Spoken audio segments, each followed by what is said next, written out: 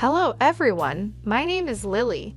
Today, I want to share a story about my awful stepmother, Julie. I'll call her Julie because she never acted like a mother to me or even wanted to try. When my dad, Jacob, first introduced me to Julie, she made it clear that she didn't want to be my mother. She said to me, "I don't want you thinking I'm going to be your mother. You're just my husband's daughter, nothing more. You're a teenager, so don't expect me to do anything for you." I replied, "That's okay, Julie. I can take care of myself. I just want my dad to be happy. I won't get in the way." She shot back, "You're already in the way, you little witch. Don't try to act smart with me. I know how to handle worthless teens like you. Once you turn 17, I'll make sure you're out of our lives so I can have Jacob all to myself." The conversation got nasty really fast. Julie said some horrible things about me and my late mother. My dad was a widower, and my mom passed away when I was just 7 years old. I miss her a lot, and it took my dad a long time to start dating again. That's one reason why I never told him about Julie's terrible words or behavior. Looking back, it was a big mistake to stay quiet because Julie became a nightmare after she married my dad. Even my dad was surprised by her behavior. Julie always targeted me and tried her best to kick me out of the house. She made it clear that she hated kids and didn't want me around. She never told my dad this before they started dating. When my dad refused to abandon me, she began to find ways to make my life miserable. She would ruin her own food and blame it on me. She'd say, "Look at what your daughter did, Jacob. She spoiled my cooking because I refused to cook for her. She's going to poison me one day."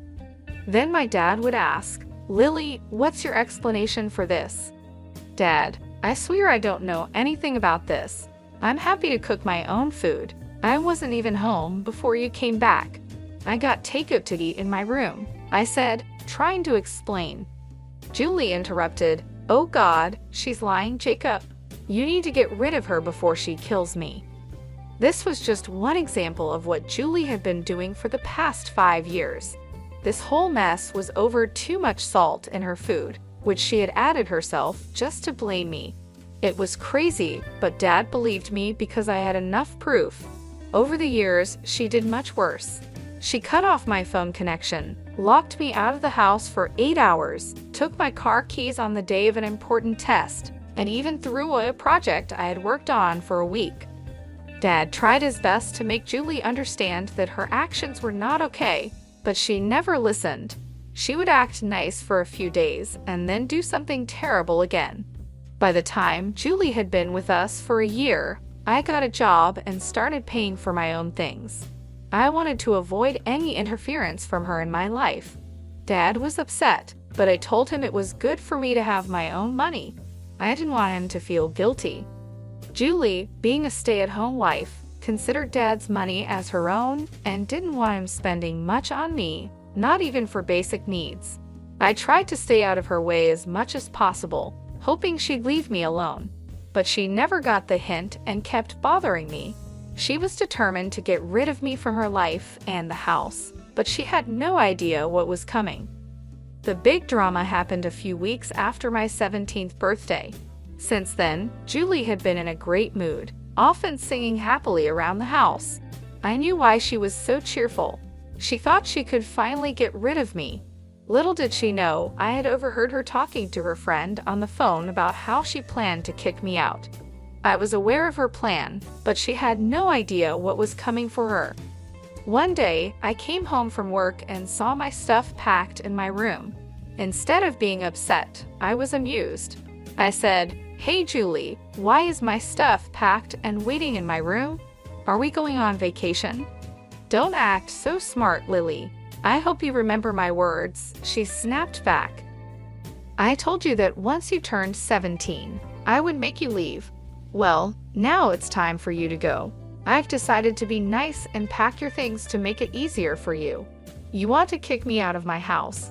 Oh no, Lily, this is my house and I don't need to keep you here anymore. I'll deal with Jacob later, but you were definitely leaving." Julie had a smug look on her face, showing like she was happy with herself. She was already thinking about what to do with my room. But I said, "Not so fast, Julie.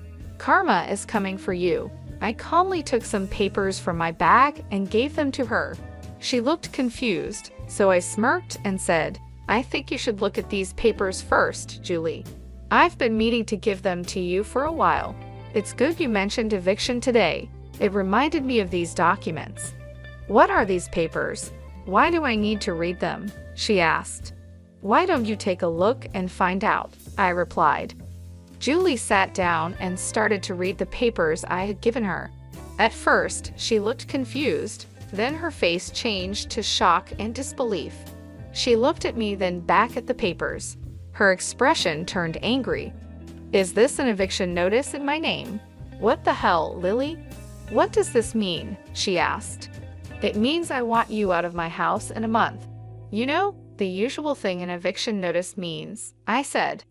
"You can't serve me eviction papers. You can't do that. This is my house, and I'm the only one who can kick people out," she yelled. No, Julie, this is my house and always has been. My dad was just a caretaker who held it for me until I turned 17. Now that I'm 17, the house is mine.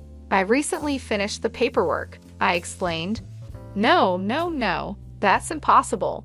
Jacob can't just give you this house. This is our marital property, and he can't give it to you without asking me," she protested. "How is this a marital property, Julie?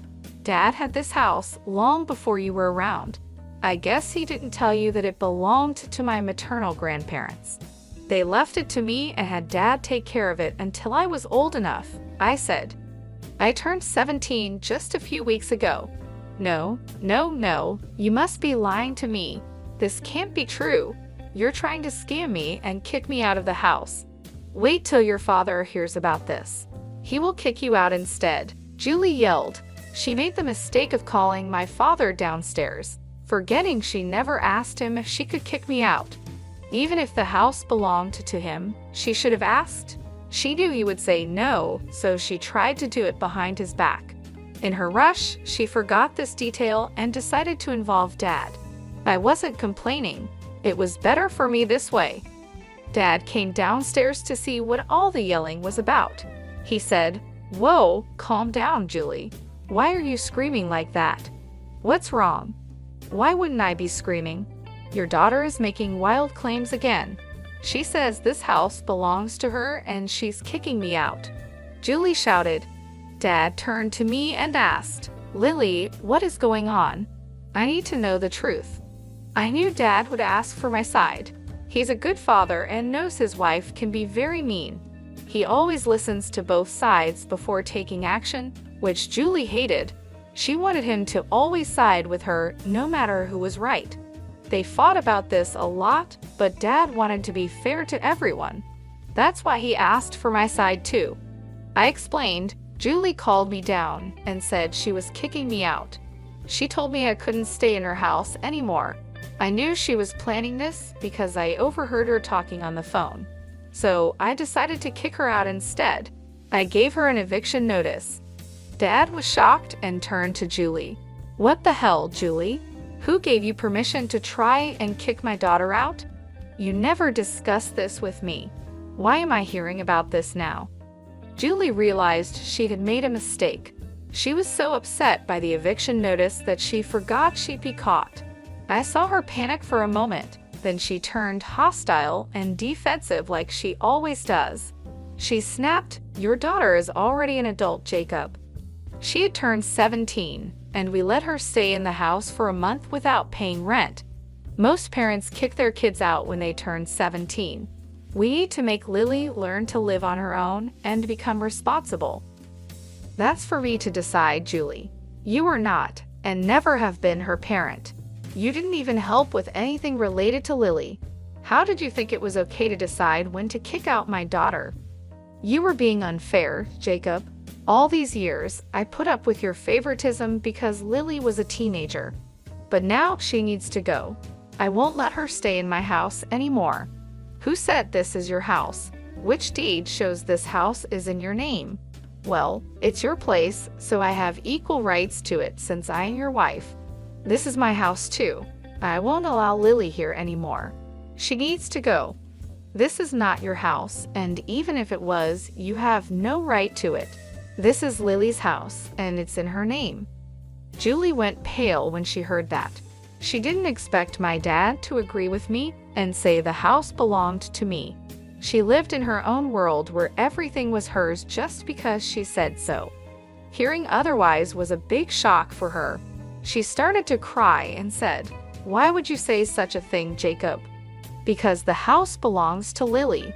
I'm just telling the truth. What's wrong with that? You gave Lily the house without talking to me. How could you do this, Jacob? I'm your wife. You should have discussed this with me. I am not okay with this.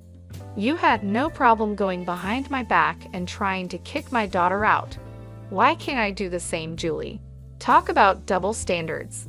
There was nothing to discuss. This house was always meant for Lily. I was just the trustee who took care of it until she turned 17. The house was transferred to her name recently." Julie finally understood that we were telling the truth.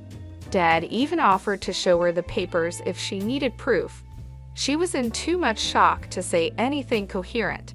She just said, "You deceived me, Jacob. I thought the house was yours. You lied to me. This is not fair." "I never lied to you, Julie.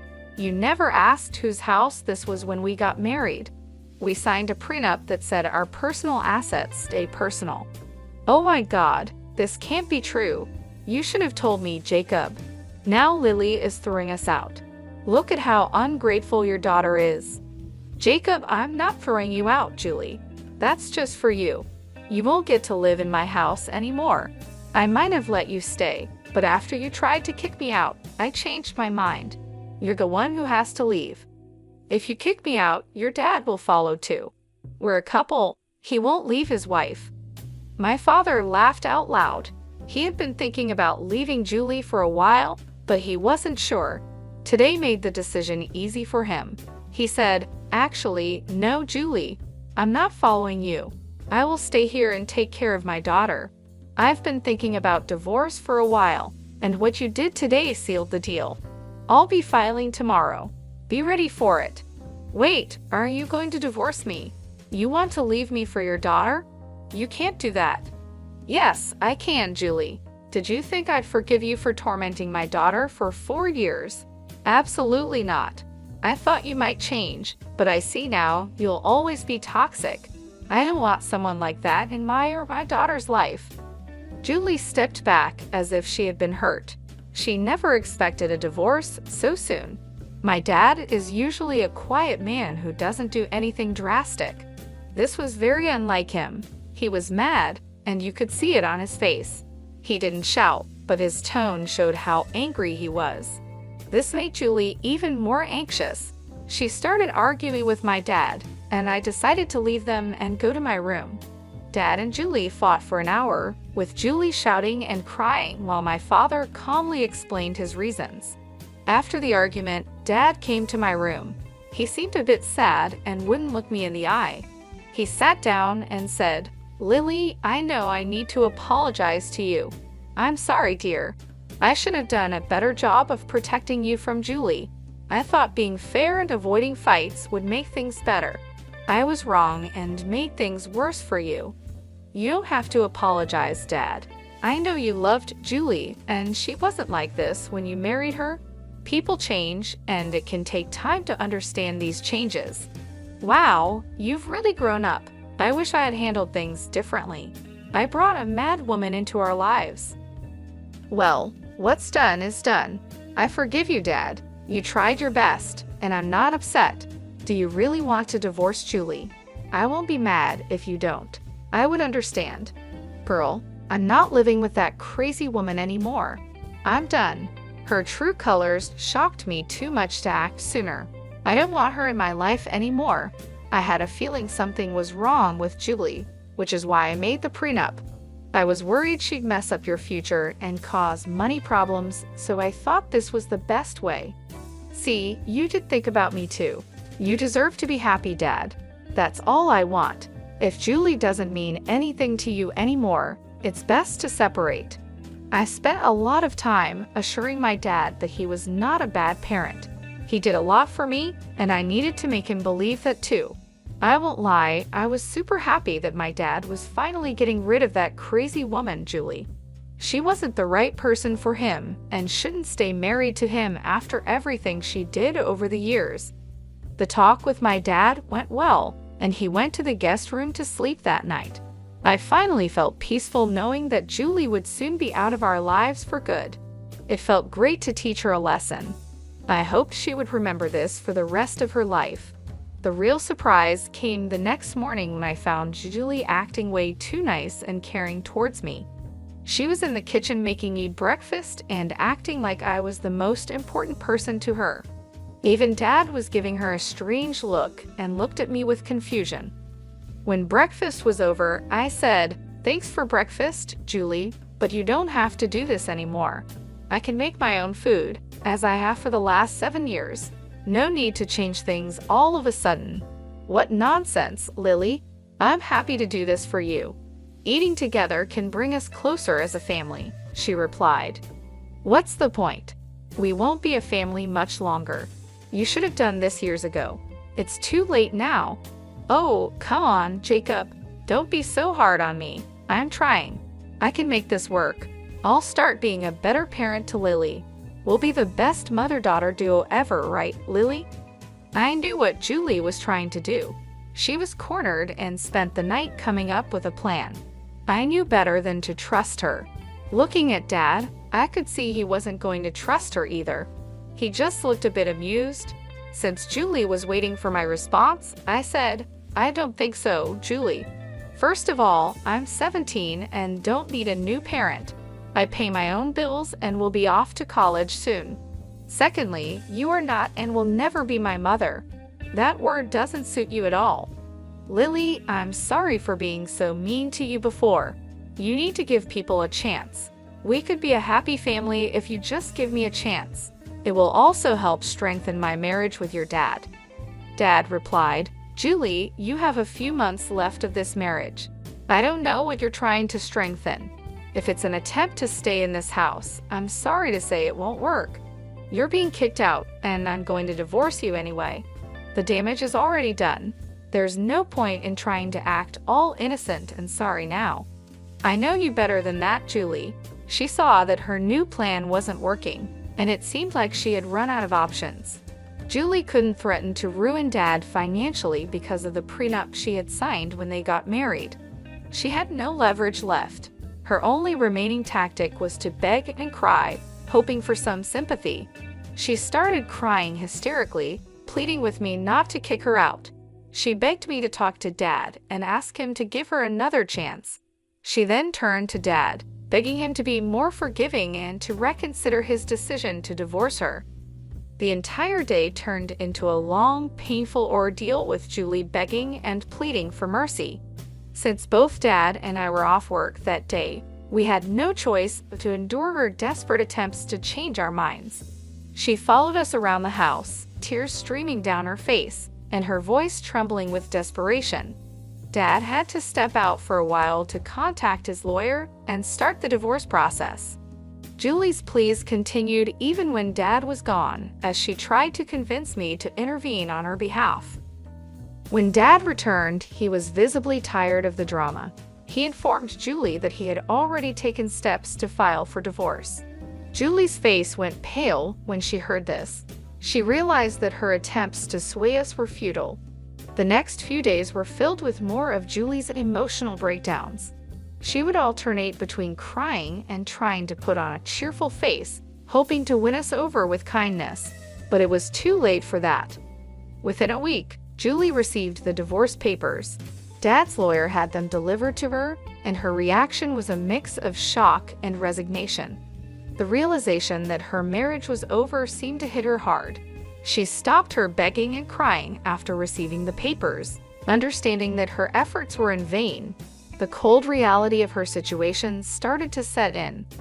Dad sat her down and explained that she would need to find a job if she wanted to have a place to live and afford a lawyer for her divorce proceedings.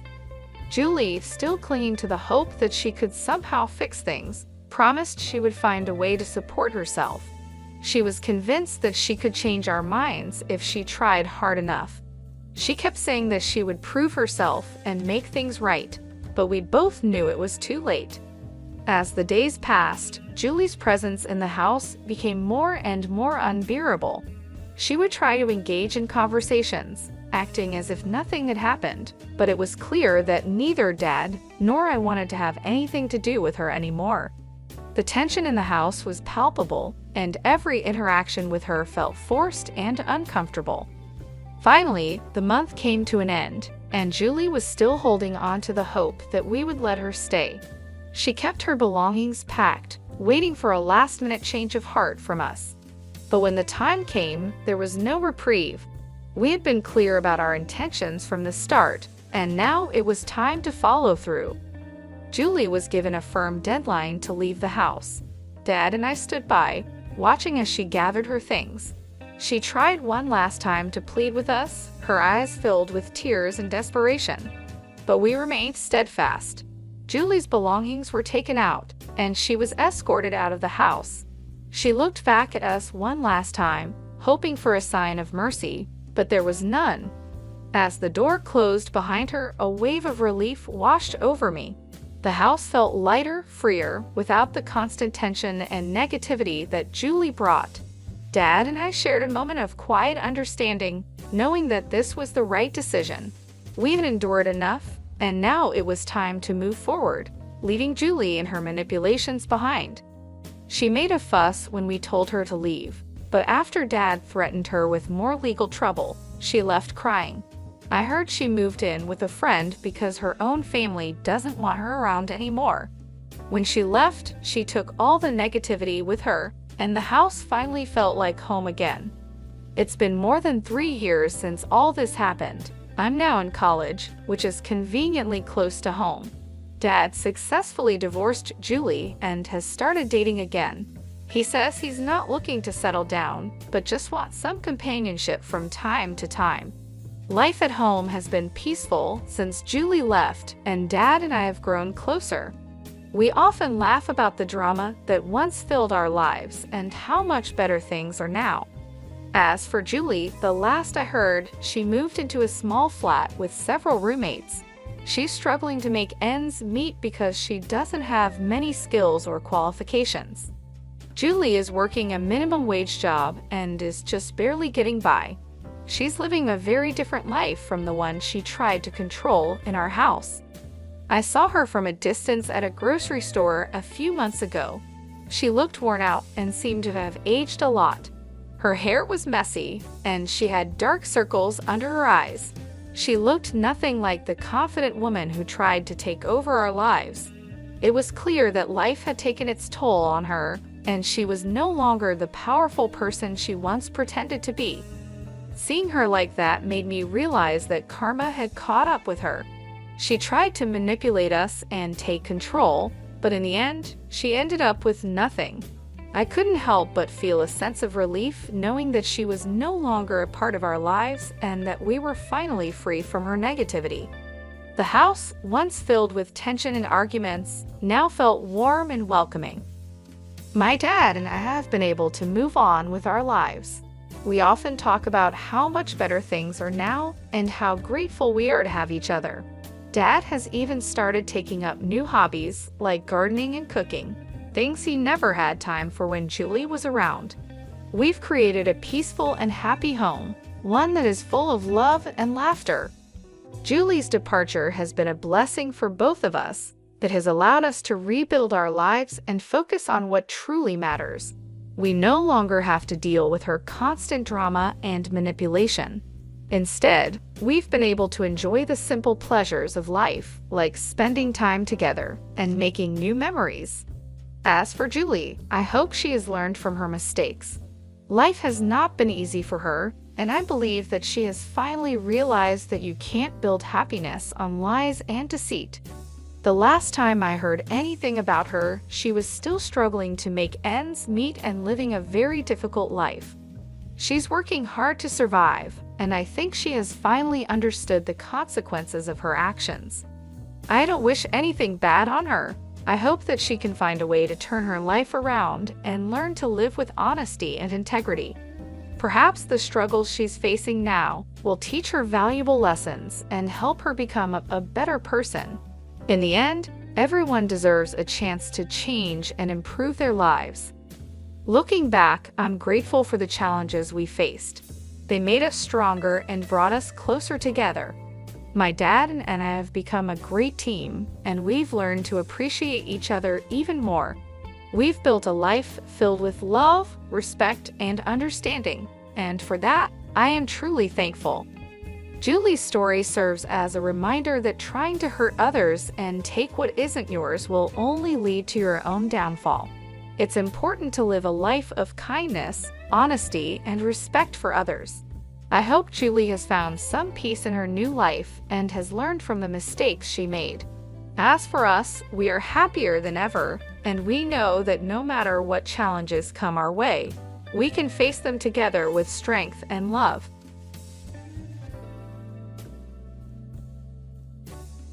Welcome, my maid.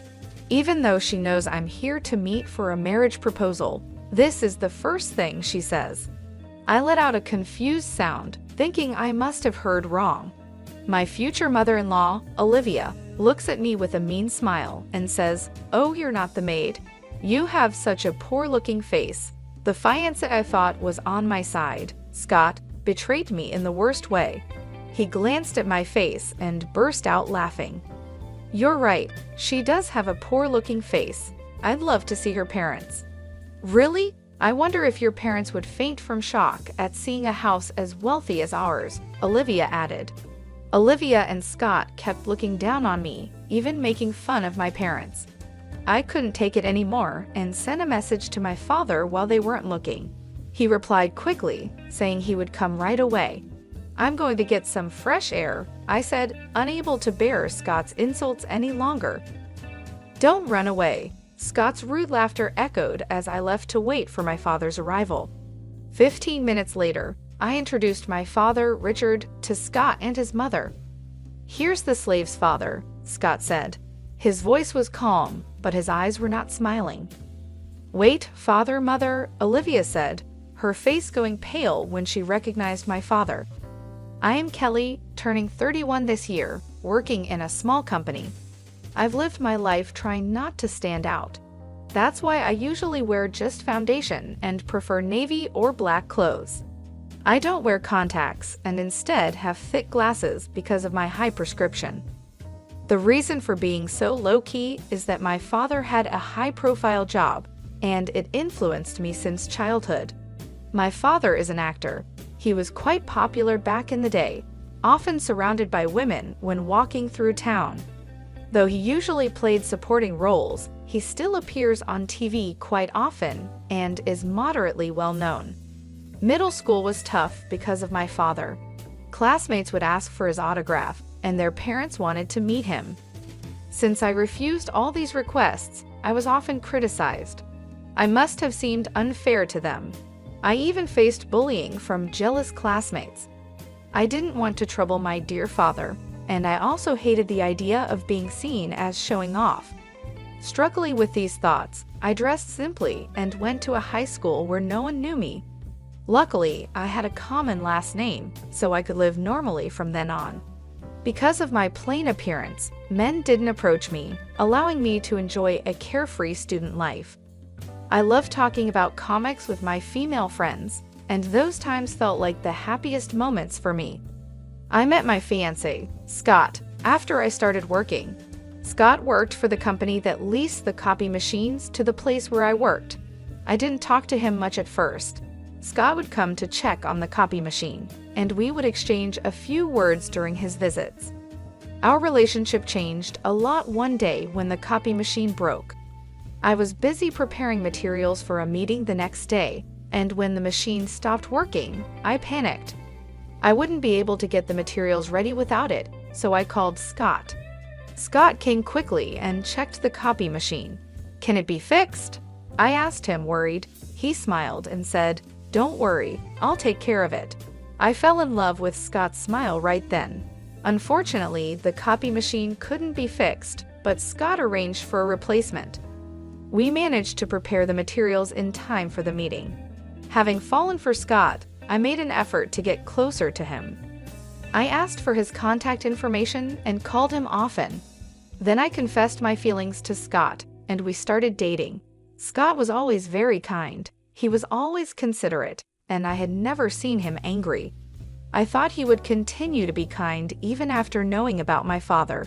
So, after dating for 2 months, I boldly proposed to Scott, and he happily accepted. I remember being very happy. However, there was one thing that worried me: my appearance. I had always worn thick glasses, even on dates, and I dressed plainly. It was a habit that was hard to break. The real me looked just like my father, with distinct features because of my appearance. In middle school, other girls envied me, and I've been judged by boys because of how I look. It was tough, but I thought it would be okay with Scott. I planned to change my appearance little by little for the man I loved. However, after getting engaged to Scott, I started feeling more uncomfortable. Before our engagement, Scott seemed kind, but recently, he started making comments that made me feel bad. The other day, we went to a bridal fair to choose a wedding venue because Scott suggested it. The place he took me to was very fancy.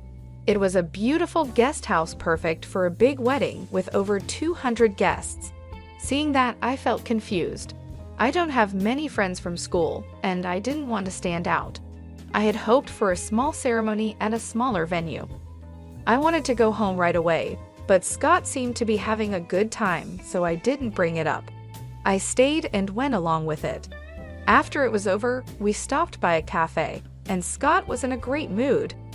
The wedding venue we saw earlier was nice, wasn't it? I'd like something even more extravagant, he said while drinking coffee. I felt anxious and decided to tell Scott what I wanted. I was thinking a small wedding with just the two of us might be nice. I don't like standing out too much. I thought kind Scott would understand. However, the reality was very different. Scott looked at me and laughed in a mean way. A plain girl like you wouldn't fit in a place like that. There's probably no dress that suits your thick glasses. I was shocked by Scott's comment. Isn't a wedding about both families? I asked. My family is wealthy, and not having a big wedding would be embarrassing, he continued. I was speechless. The Scott who had always been kind was now looking down on me like he was a different person. I was deeply hurt by his attitude. To my confusion, Scott made an even worse comment. You should just keep quiet and do as I say, he added. Scott looked at me with a serious face and said, a plain woman like you should be grateful to get married at all. His harsh words shocked me, and I even felt scared. Then, suddenly, Scott smiled and said, I'll decide everything for you, so you just need to do what I say, okay? I didn't know how to respond, so I just smiled awkwardly. Maybe getting engaged to Scott was a mistake, but it was too late to pretend it never happened. I had already told our parents and my company about our engagement. Despite everything, I still loved Scott. I hoped he would go back to being the kind person he was before we got engaged. So, even though I was confused by Scott's changes, I felt I had no choice but to continue with the engagement. Scott kept making comments that troubled me, and with each one, my heart felt more hurt. But I couldn't bring myself to hate him. Even when I thought about breaking up, I remembered the kind Scott I used to know. I still loved him, so despite my confusion, I stayed in the relationship. Then, one day, something happened that confused me even more. It was the day Scott and I finalized our wedding venue. After visiting several places, Scott chose the luxurious guest house we first visited. With pride, he said, "A lavish ceremony really suits me. It's unfortunate for you, though." Scott laughed, and it hurt me. We went to the guest house to sign the paperwork. On the way, I saw someone I didn't expect. "Oh, is that you, Scott?" It was a woman. Scott looked surprised and said, "Mom, what are you doing here?" He then introduced us. "Kelly, this is my mom, Olivia." "Mom, this is Kelly, my fiancée. I told you I was getting married, remember?" Olivia greeted me with a smile and said, "I'm Scott's mother." You seem like a serious woman. Where do you work?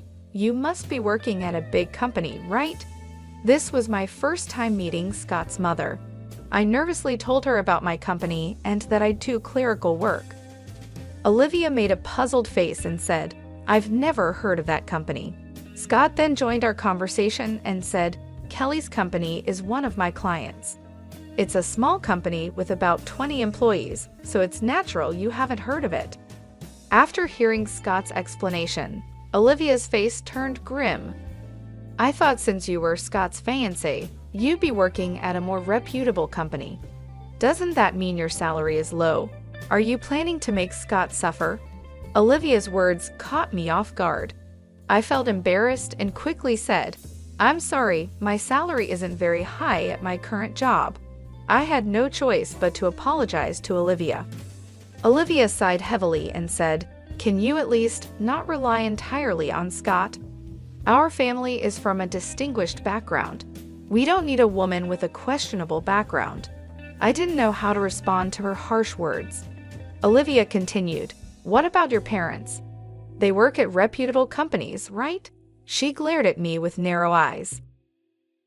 My father is," I started to answer, but then I noticed something familiar in her bag and stopped talking. Seeing my confusion, Scott spoke up, "Come on, Mom, calm down. We're going to visit the house and make our marriage introductions soon, all right?" Olivia didn't look happy and glared at me with a sour expression. It was clear that my first impression on her was terrible. The path to marriage seemed difficult, and I sighed quietly. Then came the day of the marriage introduction. "Wow," I muttered as I stood in front of Scott's family home. It was far beyond anything I had imagined. Olivia had mentioned that their family was distinguished, so I expected them to be wealthy, but the reality was astonishing. The gate was automatic, there was an elevator inside, and there were even 10 luxury cars parked outside. They must be my future father-in-law's hobbies, I thought. Scott then said to me, "Dad is out for work today. It's just Mom, so make yourself comfortable," with a smile, but I felt even more nervous. Olivia had been so harsh to me last time, and I feared she would make more sarcastic remarks. Scott and I entered the living room where Olivia was waiting. "Hello, thank you for the other day," I greeted her politely. The next moment, Olivia said something unbelievable. "Welcome, my maid." Even though she knew I was here for a marriage introduction, this was the first thing she said. "What?" I let out a confused sound, thinking I must have heard wrong. I must have heard wrong. Olivia looked at me with a mean smile and said, "Oh, you aren't the maid?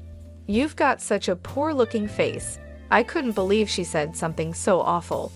Then Olivia laughed, clearly enjoying herself, and said, "Scott told me it's okay to treat you like a maid." It seemed like Scott just wanted to marry someone who would do whatever he said. "Too bad for you, Scott," Olivia said with a smirk. "What do you mean?"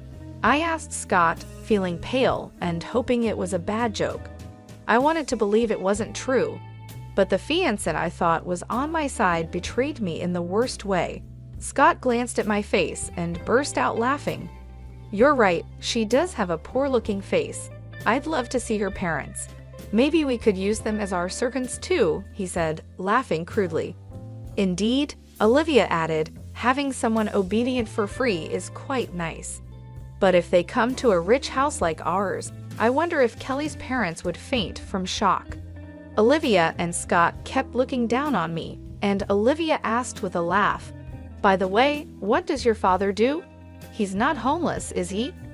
Scott burst into laughter and replied, "Mom, that's not a job. Given how Kelly is, he probably doesn't have a stable job." This is making my stomach hurt from laughing.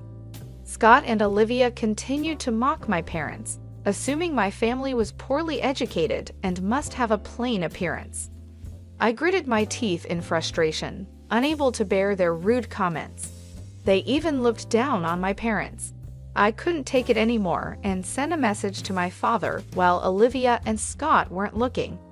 "I need you to come now," I wrote, and I also sent him the address of Scott's family home, which Scott had sent me for today's marriage introduction. I remembered it was my father's day off, so he must be relaxing at home. Luckily, my father replied within a minute, saying, "I'm on my way." Feeling relieved, I told Scott and Olivia, "I'm feeling a bit unwell, so I'm going to get some fresh air." I couldn't stand listening to Scott and his remarks any longer. I thought I would wait outside quietly until my father arrived. "Oh, is that so? Well then, Scott, why don't we continue our tea leisurely?" Olivia said, pleased to be alone with Scott. "Kelly, don't you run away," Scott added, his crude laughter echoing as I left. I left my seat and waited outside for my father to arrive. 10 minutes later, he showed up wearing dark sunglasses. "Kelly, what's wrong? Today was supposed to be your marriage introduction, right?" he asked, looking puzzled. Seeing my father, I felt relieved and started to cry, even though I tried hard to hold back the tears. "What's wrong, Kelly?" my father asked, now worried. I explained everything to him, how Scott's attitude changed after we got engaged, and how Olivia joined in looking down on me. "I can't forgive them for treating you like that," he said. My father listened quietly but was clearly angry. I told him more about what Olivia had said, and my father laughed. He took off his sunglasses and handed them to me. "We're going in now. I'll make sure they regret hurting you," he said firmly. With my father's support, I made up my mind. My love for Scott had faded, replaced by anger. "We'll make Scott and his mom regret it," I thought as I put on my father's sunglasses. Together, we entered Scott's family home. I stood in front of Scott and Olivia with my father by my side. "Sorry to keep you waiting," I said, standing tall. Olivia, who had initially laughed at me, became stunned when she saw the man beside me. I realized people freeze when they are too surprised. Olivia must have thought she could say something terrible again when I returned, but I wasn't going to let her get away with it this time. I planned to make her pay for her behavior. Olivia already recognized who my father was. "My father is the maid's father," I said. His voice was calm, but his eyes were stern. His handsome face made him look even more imposing. Olivia, who recognized my father, was shocked. "How could this be? Why is Richard here? Is this some kind of joke?" she asked, her cheeks turning red and her eyes sparkling like a young girl's. Scott stood there, clueless and stunned. My father didn't answer Olivia's questions, but kept staring at her and Scott. Olivia blushed under his gaze, which was quite embarrassing for a woman of her age. I looked at Olivia with a cold stare. Scott, now regaining his composure, asked in confusion, "Richard? Mom, is he a friend of yours?" Scott probably didn't know about my father. He's quite well known among Olivia's generation, but younger people might not recognize him unless they watch TV dramas. Olivia glared at Scott. "Scott, how rude of you. This man is a famous actor and my first love." Scott looked shocked and confused. Then Olivia turned to my father, smiling and speaking to him. "I'm a big fan of yours, Richard. See, look at this," she said, pulling out her purse to show my father a keychain that only fan club members can buy. "I've been a fan for over 22 years, she added, expressing her admiration. "Mom," Scott seemed appalled by Olivia's sudden change in behavior. Olivia continued talking to my father, clearly thrilled to see her favorite actor. However, my father's gaze on Olivia was stern. After remaining silent, my father finally spoke up. "I understand that you're a fan of mine. However, did you try to treat my precious daughter Kelly as a maid?" My father's words made Olivia, who had been full of energy, turn pale and freeze. She started trembling. Ignoring her, my father continued, "And you assumed I was homeless without even meeting me. That's quite rude of you." My father glared at Olivia, who started to panic. "No, I didn't know Kelly's father was you. Having you join the family is more than welcome, right, Scott?" Olivia said desperately, looking to Scott for support. "Yes, of course," Scott replied, clearly feeling pressured by Olivia. Olivia tried to justify herself to my father, saying, "If I had known, I would have behaved more politely." Please understand, my earlier comments were out of jealousy. I was afraid of losing my son. I was dumbfounded listening to Olivia. She had been looking down on me and my father, but now she was trying to change her tone just because she knew who my father was. She even said, "Kelly is a wonderful woman who resembles Richard." Watching their interaction, I thought, I can't let my father be troubled any further. This is my issue. I should be the one to speak up to Olivia. So I told her, I'm breaking off the engagement with Scott. There's no way you'll become family with my dad. What? Kelly, please reconsider. This is my chance to become family with Richard, Olivia said, looking almost tearful. Despite all her terrible behavior towards me, her tearful face couldn't be trusted. I looked at Olivia coldly, but she still thought she could convince me. Seeing me silent, she smiled and said, "You want to marry Scott, don't you? I won't oppose it anymore. It's okay, I'll do anything for you." Olivia was desperate to become part of my father's family, willing to do anything, which was a complete change from her earlier attitude. I felt contempt for Olivia's quick change of heart. Softly, I said, "No, thank you." "What? What did you say?" Olivia tilted her head, pretending not to hear me. This time, I shouted louder, "I absolutely do not want to become family with you." Olivia was shocked by my outburst. I confronted her. "You made rude remarks about my job and spoke terribly about my father. I can never forgive that." I made my stance clear.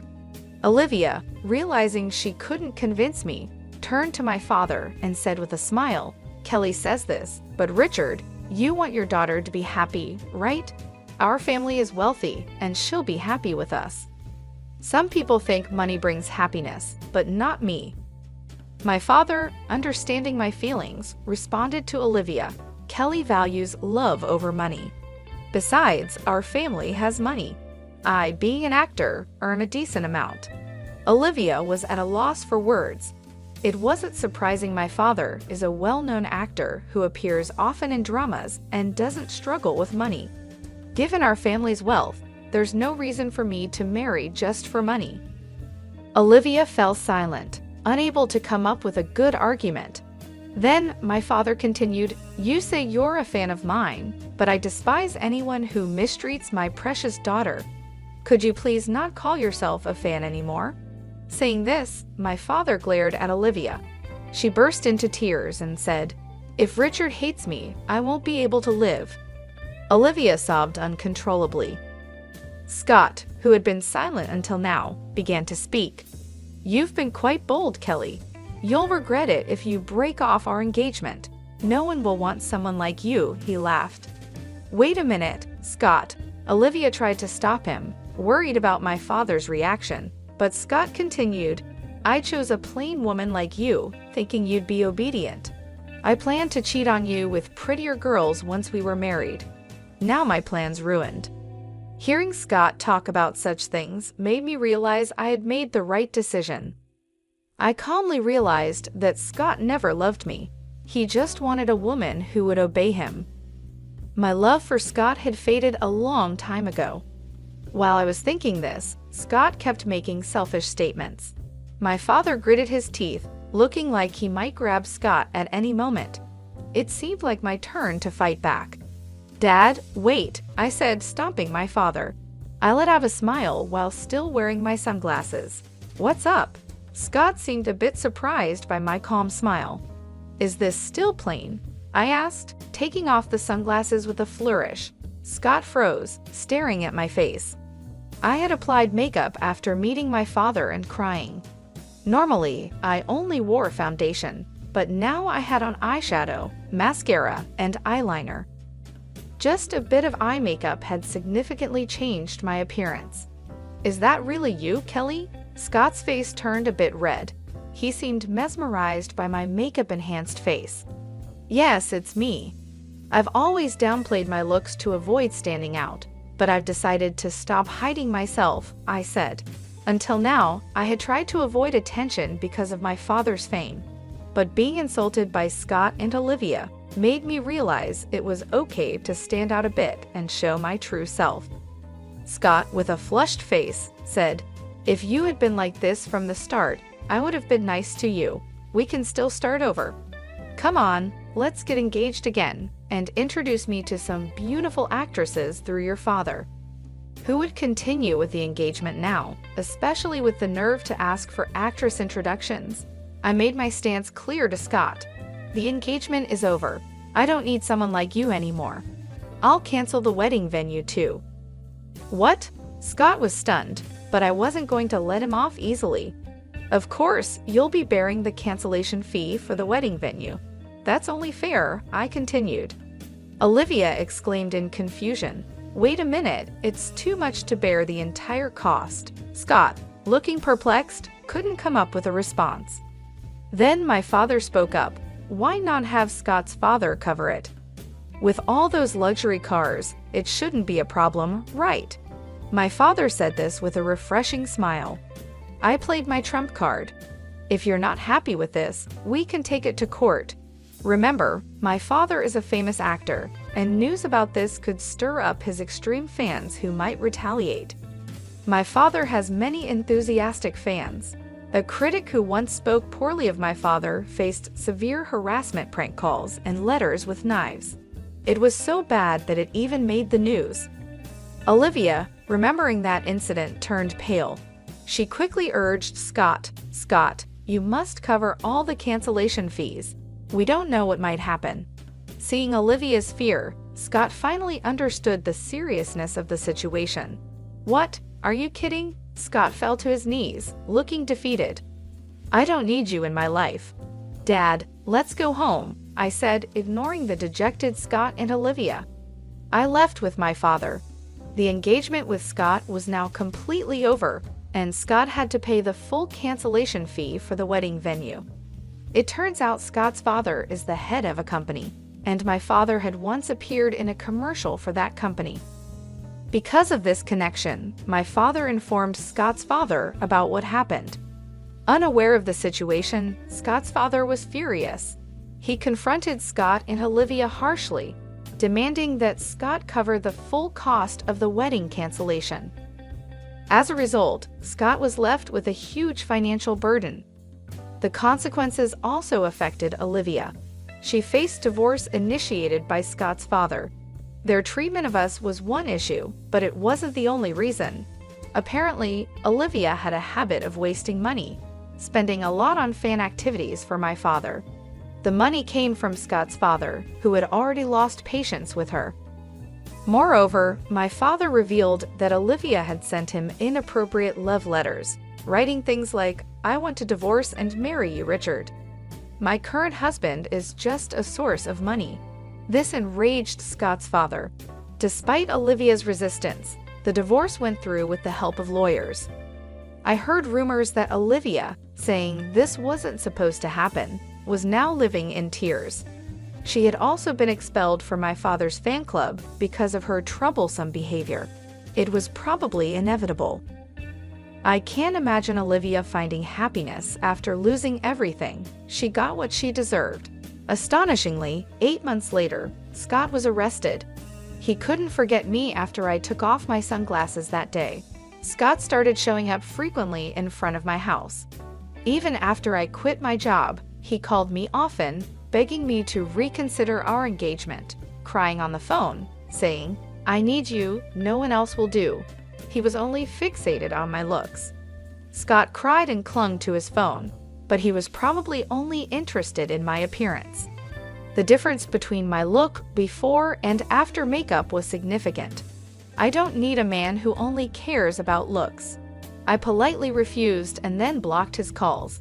However, Scott's actions became more intense. I went to the police several times, and sometimes I was even threatened with danger.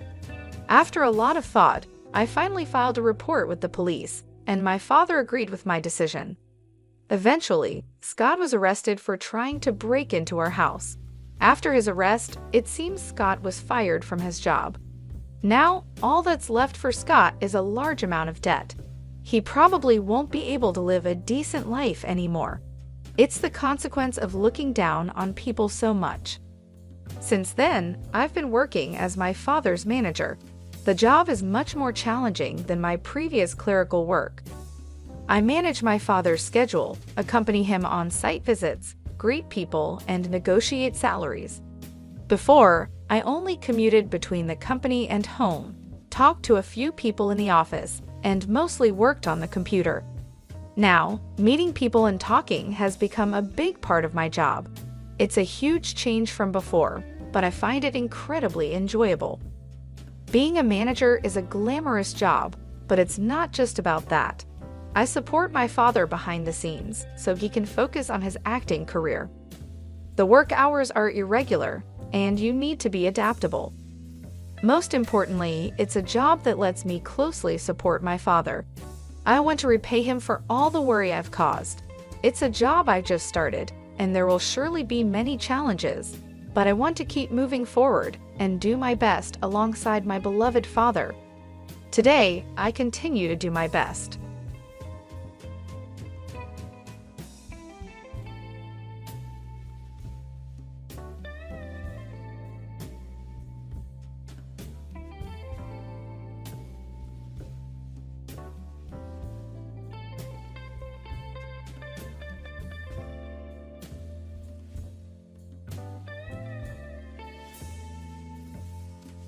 I remember the day I met Jack as if it was yesterday. I was sitting in a small, cozy cafe, drinking the cheapest coffee they offered and trying to organize my thoughts and plans. Then he walked in, like something out of a movie, though there were no dramatic lights or music, just the sound of the bell over the door and the scent of old coffee mixed with his aftershave. "Is this seat taken?" he asked, pointing to the chair opposite me with a charming smile. "Looks free to me," I replied, trying to act cool and not show how surprised I was by his sudden arrival. We started chatting, and it felt like we were made for each other. He liked all the same things I did, from binge-watching the same cheesy TV shows to debating the best pizza topping, and yes, it's pineapple, fight me on it. Soon, we were dating seriously, not just hanging out now and then. It was like I'd known him all my life. Before long, we were even talking about marriage. That's when the trouble started. His parents, let me tell you, were tough to deal with. The first time I met them, it felt like walking into a lion's den wearing a steak. They had a way of smiling while sizing you up, deciding if you were good enough or not. "So you're the girl Jack can't stop talking about," his mom said, her tone anything but friendly. "Guilty as charged," I replied, trying not to let her get to me. They quickly made it clear they wanted us to sign a prenuptial agreement. Now, I'm not after anyone's money, but I didn't like how they approached it. "I'll sign your prenup," I told them, but on one condition. If one of us cheats, the cheater has to pay up $200,000. Jack looked as if I'd hit him with a fish. "Babe, I'd never cheat on you," he said, looking serious. "Yeah, well, my ex said the same thing before I caught him cheating," I said. "So it was this deal or nothing." He agreed, and so did his parents, although they looked pretty sour about it. We thought that was the end of that issue, but we were wrong. One evening, we were snuggled up on our old creaky couch. We kept saying we'd replace it, but never did because it was our special spot. The TV was on, but we weren't really watching. We were too excited, planning a trip to Switzerland we knew we couldn't really afford, but were determined to make happen. "Think about it, Jack. The food, the wine, the art. We have to go," I said, my eyes lit up with excitement. Jack laughed and hugged me closer. "Linda, you had me at food, but let's be real, our bank account is more suited for camping in the backyard than a romantic trip to Lausanne." I nudged him playfully. "So we'll save. We'll cut back on things we don't need, like your video games." He pretended to be shocked. "Not the video games. Take my shirts, my shoes, even my beloved coffee maker, but leave the games alone." We laughed together. That was typical for us, dreaming big but staying realistic about our simple life. And we were happy. Our joy wasn't just in big adventures, it was in the little things too, like how Jack would make breakfast on Saturdays. He couldn't really cook, but he had somehow mastered scrambled eggs and toast, which he'd serve with his terrible coffee. I loved those mornings. "Hey, I'm thinking scrambled eggs today. What do you think?" he'd ask, already heading to the kitchen. "Only if you promise not to burn the toast this time." I'd shout back, adding, "And I'm making the coffee." One day, while we were washing dishes together, a simple task that felt special because we did it together, Jack brought up a topic we had been avoiding. "Linda, we need to talk about, starting a family," he said, breaking the comfortable silence. I paused, holding a plate. "I know, it's just scary, isn't it? What if we can't?" Jack turned to me, drying his hands on a towel. "Then we'll handle it together, but we won't know until we try, right? How hard can it be?" I laughed, feeling a mix of nerves and love. Famous last words, babe. But that's how we were. No matter what came our way, we faced it together. Even when his mom started hinting about wanting grandchildren every chance she got, we managed. "Linda, darling, when are you going to give me some grandbabies? You're not getting any younger, she'd say. Her tone was sweet, but her words were sharp. I just bite my tongue, smile, and say, "We're working on it, aren't we, Jack?" And he'd jump in, "Yeah, Mom, give it a rest, will you? These things take time." But as the year went on, the pressure increased. It wasn't just from his mom, but from within us too. We wanted a family, but it wasn't happening as easily as we hoped. Since Sophia found her new hobby of making my life difficult, our home felt like a battleground, her sharp words the main weapon. It all came to a head one Sunday lunch, a day meant to be relaxed and peaceful. Sophia, with her usual timing, dropped by uninvited just as we were about to sit down. The air tensed the moment she walked in, her eyes scanning the room as if she was about to conduct a military inspection. "Well, isn't this quaint?" she started, her voice dripping with sarcasm as she looked at the simple meal I prepared. "You really outed yourself, Linda. I can see you've been busy in the kitchen all morning." Her eyes met mine briefly, a smirk on her lips. Trying to keep the peace, I forced a smile. "It's nothing fancy, Sophia, just something simple and quick. Please have a seat." As we sat down, she began her usual tirade. "Linda," Sophia said, her voice loaded with condescension, "I was talking to Mrs. Charlotte the other day, and she mentioned how her grandson was just born. It got me thinking, when are you and Jack going to give me some good news? You're not getting any younger." I felt my cheeks burn with a mix of embarrassment and anger. I glanced at Jack, hoping for some support, but he seemed suddenly very interested in his plate. "Mom, come on," Jack finally muttered, but it was half-hearted, and we all knew it. Sophia continued, relentless. "I don't mean to be harsh, but you're not a charity. You work hard for your money. Why waste it on Linda if she can't do her basic duties as a wife? Hiring a cleaning service and a cook would be much more efficient, don't you think?" That's when I couldn't hold back any longer. "Sophia, I am trying my best here. It's not like I don't want to have kids. And as for the house and my cooking, I didn't realize marriage was a service contract." Sophia scoffed. "Well, it's not a free ride either. You have responsibilities, Linda, which you're clearly not fulfilling." The room was thick with tension, and I could feel tears starting to form. But what hurt the most wasn't Sophia's words, it was Jack's silence. He finally spoke up, but it wasn't to defend me. "Yeah, Mom has a point. Maybe we should consider getting some help around here. It would make things easier for you too." His words felt like a betrayal. It was clear I was on my own. Over the next few days, Sophia's visits became more frequent, and with each visit, her criticism got sharper. She'd inspect the house, pointing out every speck of dust or a pillow out of place.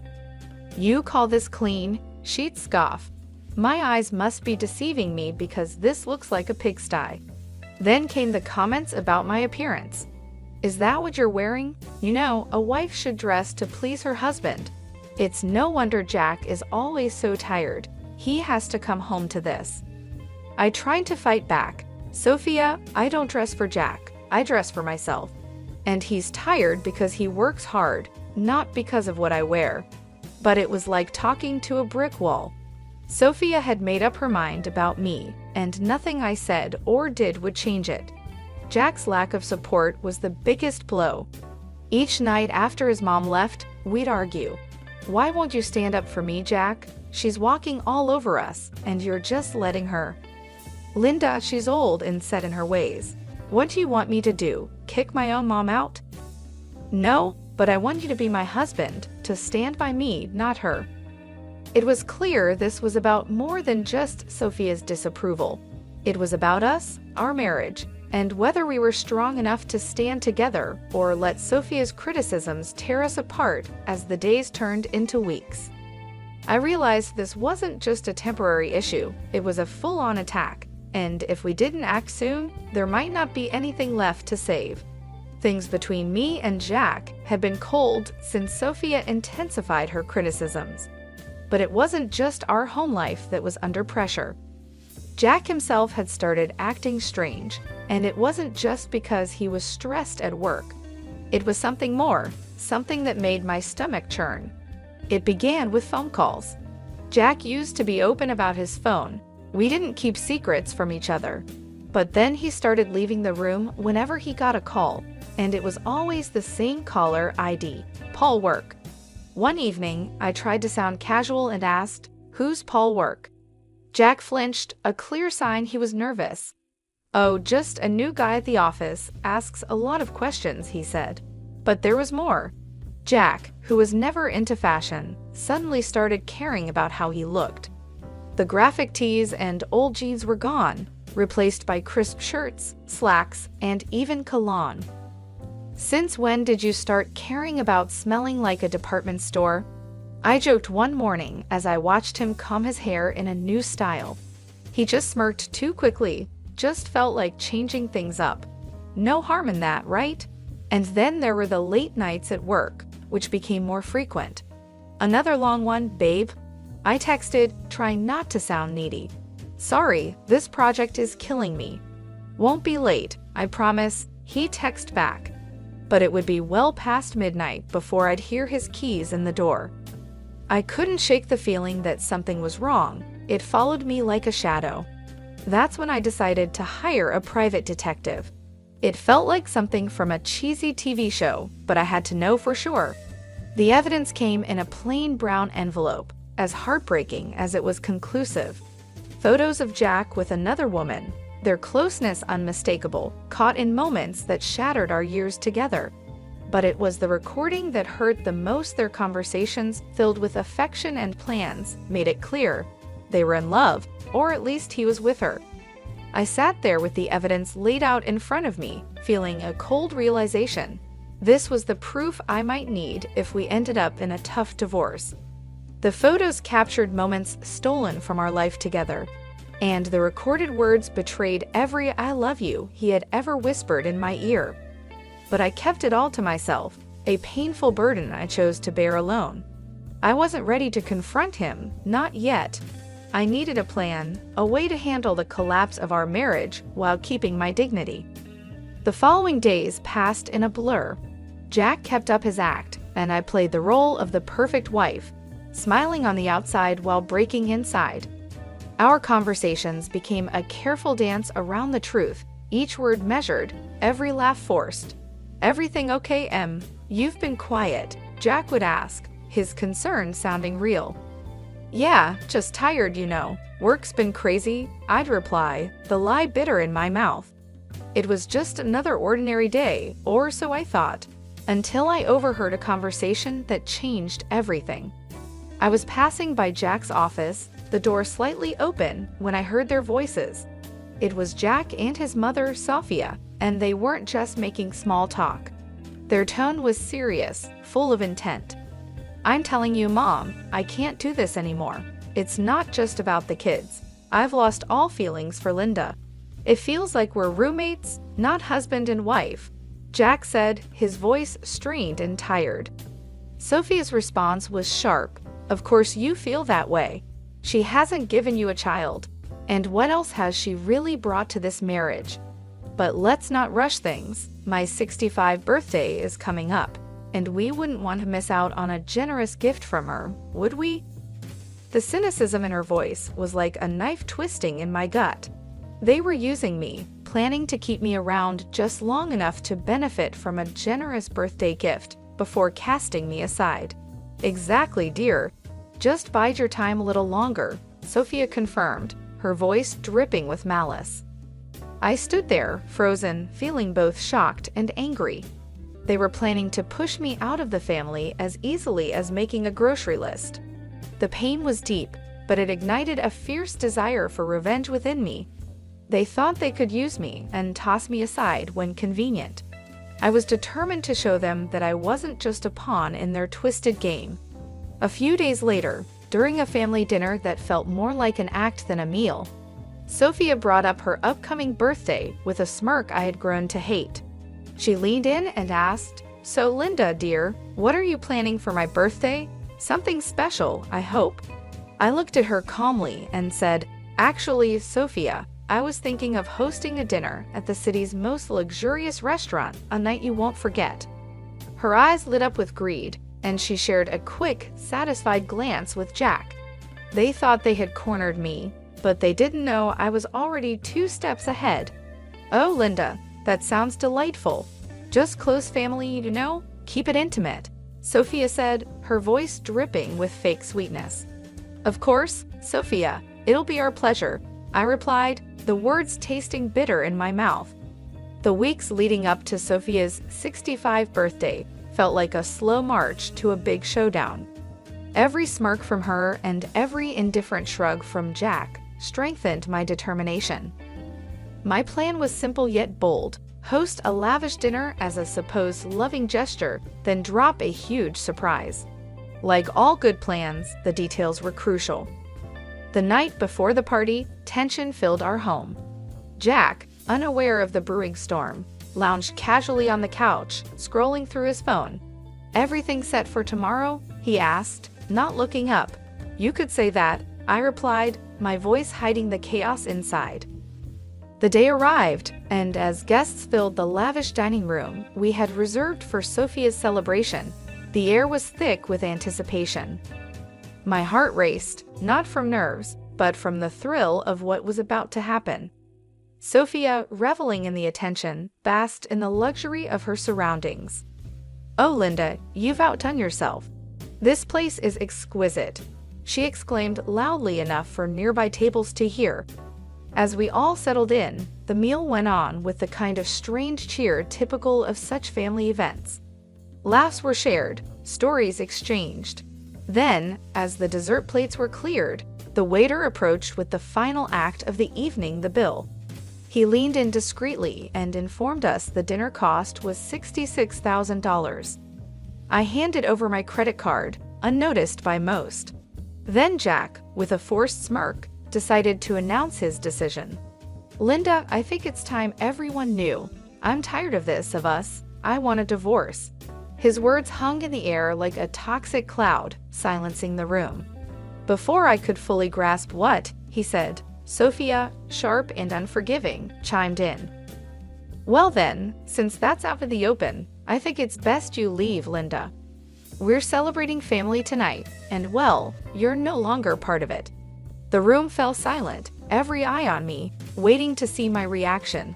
But I didn't crumble.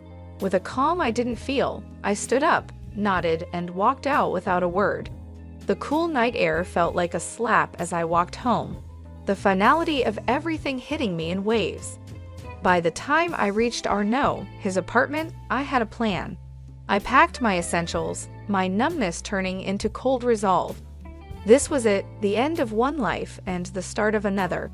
As I zipped up my last suitcase, my phone began to buzz.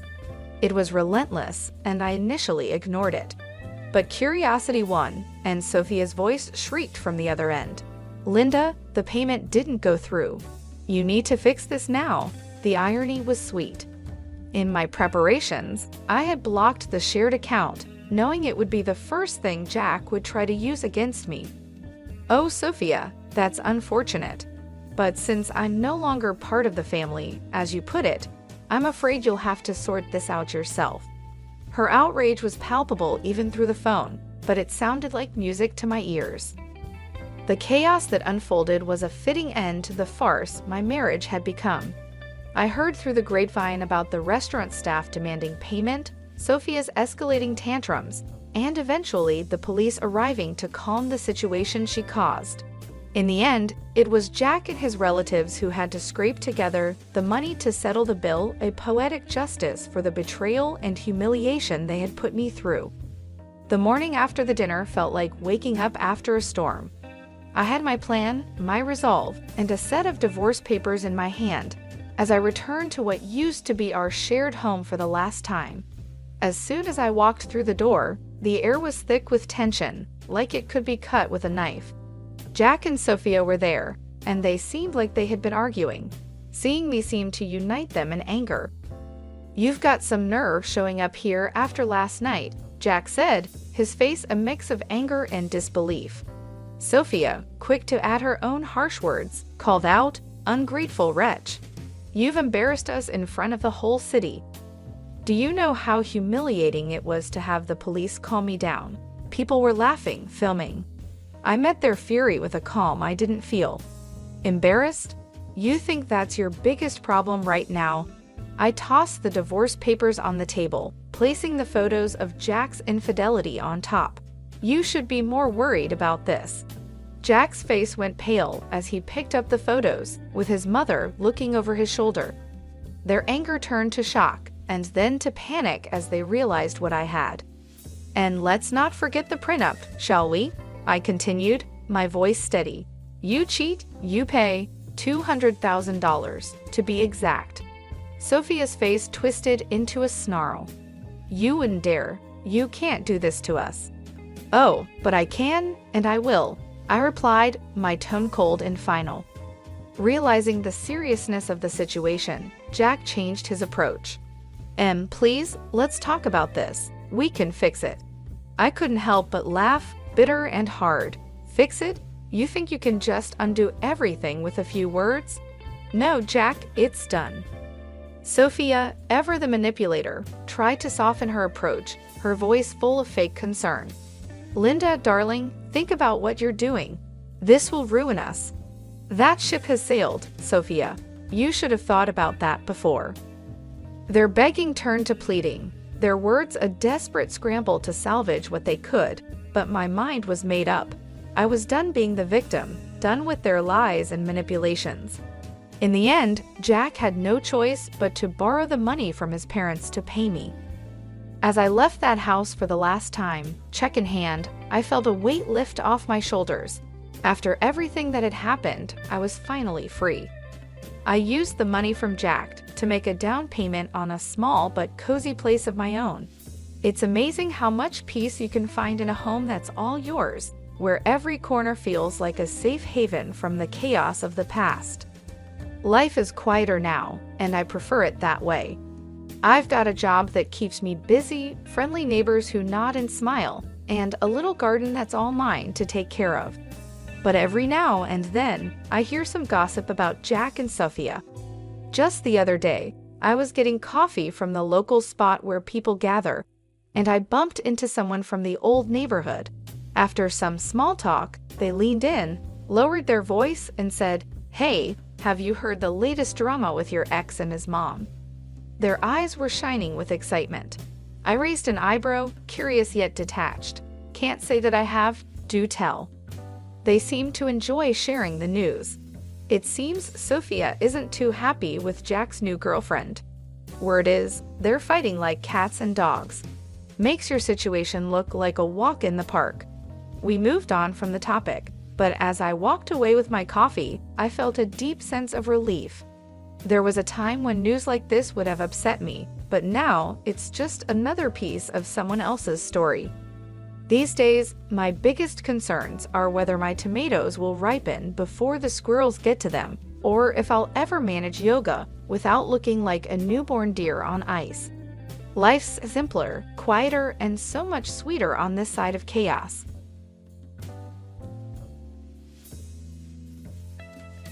I couldn't stand the thought of being stuck with a woman who had a huge pregnant belly, making me raise the child alone. His eyes showed disgust, and a big smile appeared on his face, knowing this day would come. Even though I saw it coming, I quickly went to my room and came back with a document. I handed the divorce papers to Paul. His face twisted in shock. "What the hell? What's this all of a sudden?" he yelled. "Well, it was your idea. Now sign it quickly." "I'll submit it tomorrow," I said firmly. His face turned red with anger as my words hit him hard. "Watch closely. I'll make you regret how you've treated and looked down on me all this time," I declared. "My name is Lisa. I'm a 28-year-old housewife. Until 3 years ago, I worked for a mobile company. I met Paul Walter, my boss, when I was 25. We quickly fell in love and got married. Paul, 4 years older than me, was very reliable, especially when teaching me the job as a newcomer who didn't know much. I was very grateful for Paul's clear instructions. We became friends and often went out to dinner. When he asked me out, I was thrilled, especially since I had never dated anyone before. It's embarrassing to admit, but as a cartoon enthusiast, I was always more interested in 3D characters than real men. However, seeing my high school and college classmates getting married, I started to feel the pressure. When I fell in love with Paul, I secretly promised myself it would be my first and last love. So when we started dating and got married a year later, I was overjoyed. I was extremely happy. Paul was good-looking and popular among our female coworkers.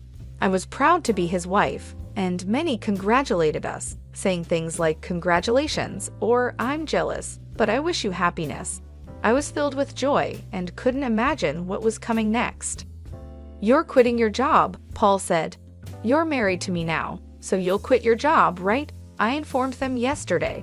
The day after we registered our marriage, Paul surprised me with this news. "I've always wanted my wife to focus only on household matters.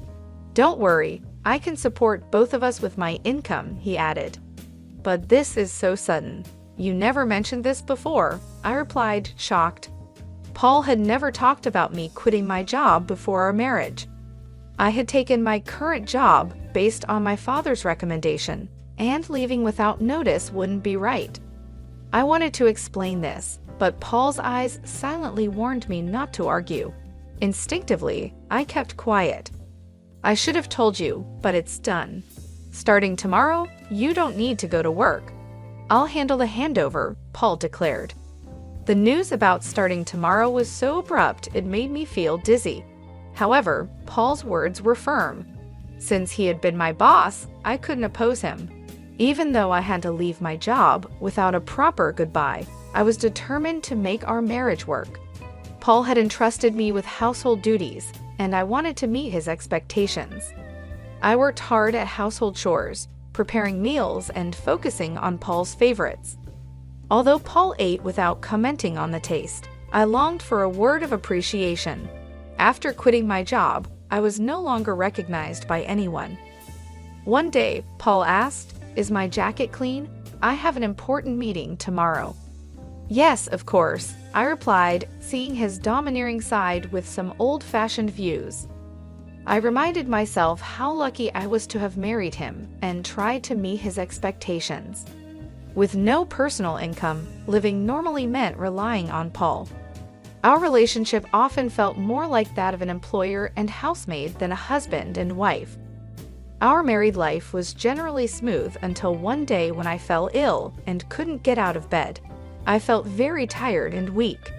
I thought I would catch up on housework the next day.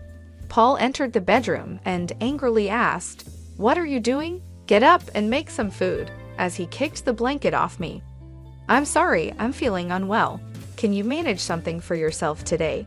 I explained, hoping for understanding. Instead of nodding or comforting me, Paul frowned and said, "You don't work, yet you're lying down just because you feel a bit sick? Pathetic. Get up," and kicked me again. In disbelief, I got up from the bed. I never thought he would demand housework from his sick wife. I had never imagined he would be like this before we married. Maybe it was my fault for not seeing it, but it was too much. I found myself doing chores while tears streamed down my face. Several days passed, and my health showed no signs of improvement. Then I realized I had missed my period. Panicking, I rushed to the drugstore to buy a pregnancy test. When I tried it, the result was positive. Overjoyed, tears flowed naturally, and I decided to share the news with Paul when he returned from work, lifting my spirits instantly. The day Paul came home after midnight was the day I chose to share the news. However, when he entered, the smell of alcohol made me nauseous. His face was flushed, and he staggered as he walked. It was surprising how much he had drunk, especially without notifying me.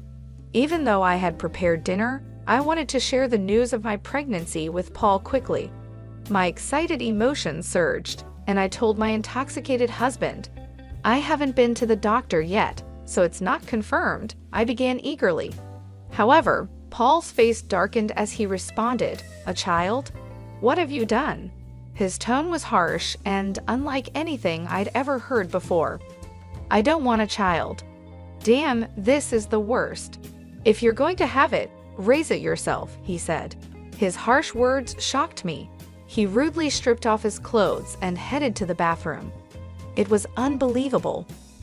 I couldn't understand why he would make such irresponsible comments about our baby instead of being happy. The happiness I had felt moments ago was immediately replaced with deep sorrow. Why would he say such things? He had never mentioned not wanting children before. We hadn't even been using contraception, so I naturally thought we both wanted children. As I hung Paul's jacket and was about to take his shirt to the washroom, I noticed something else. A piece of paper had emerged from the pocket of his dress shirt. I could tell it was a receipt because of its texture.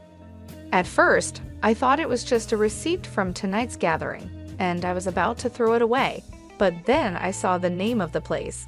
"Is this a motel?" My hand holding the receipt trembled. It was indeed a motel. The shock of this discovery weighed heavily on my heart. Why doesn't Paul love me? Isn't marriage supposed to be between two people who love each other? We've only been married for just over a year. How could this be? I had been lost in imaginary romances for years, never truly engaging in a real relationship. I couldn't accept this harsh reality immediately. However, the idea of Paul cheating began to make sense, and many pieces fell into place. Had Paul been using me from the very beginning of our marriage? Was he genuinely in love with the person he was cheating with while I was just a convenient servant? All these doubts swirled in my mind. Was that why he reacted so harshly when he learned of my pregnancy? As I grappled with these thoughts, nausea set in, and I became convinced something was wrong. Yes, there's no doubt now. Perhaps the reason he made me quit my job was that his mistress worked there. Everything seemed to make sense now, as if he had married me for stability and not love. The line between reality and my imagination became blurry. Still, there was no denying the heartless words he had thrown at me after learning about my pregnancy. That day, I decided to gather evidence of Paul's infidelity. From then on, his cold behavior towards me was undeniable. It was as if he couldn't forgive me for becoming pregnant. Despite knowing that I was suffering from morning sickness, he would deliberately eat smelly foods near me and nitpick my housework, forcing me to redo tasks. My pregnant body had to endure a lot, and my heart was heavy. Despite this, I continued to investigate his affair. Paul never parted from his cell phone, even taking it with him to the bathroom, making it impossible for me to sneak a peek. When I secretly entered Paul's room, it was neat and tidy, with nothing incriminating in sight. He was meticulous at work, and his desk was always in perfect order.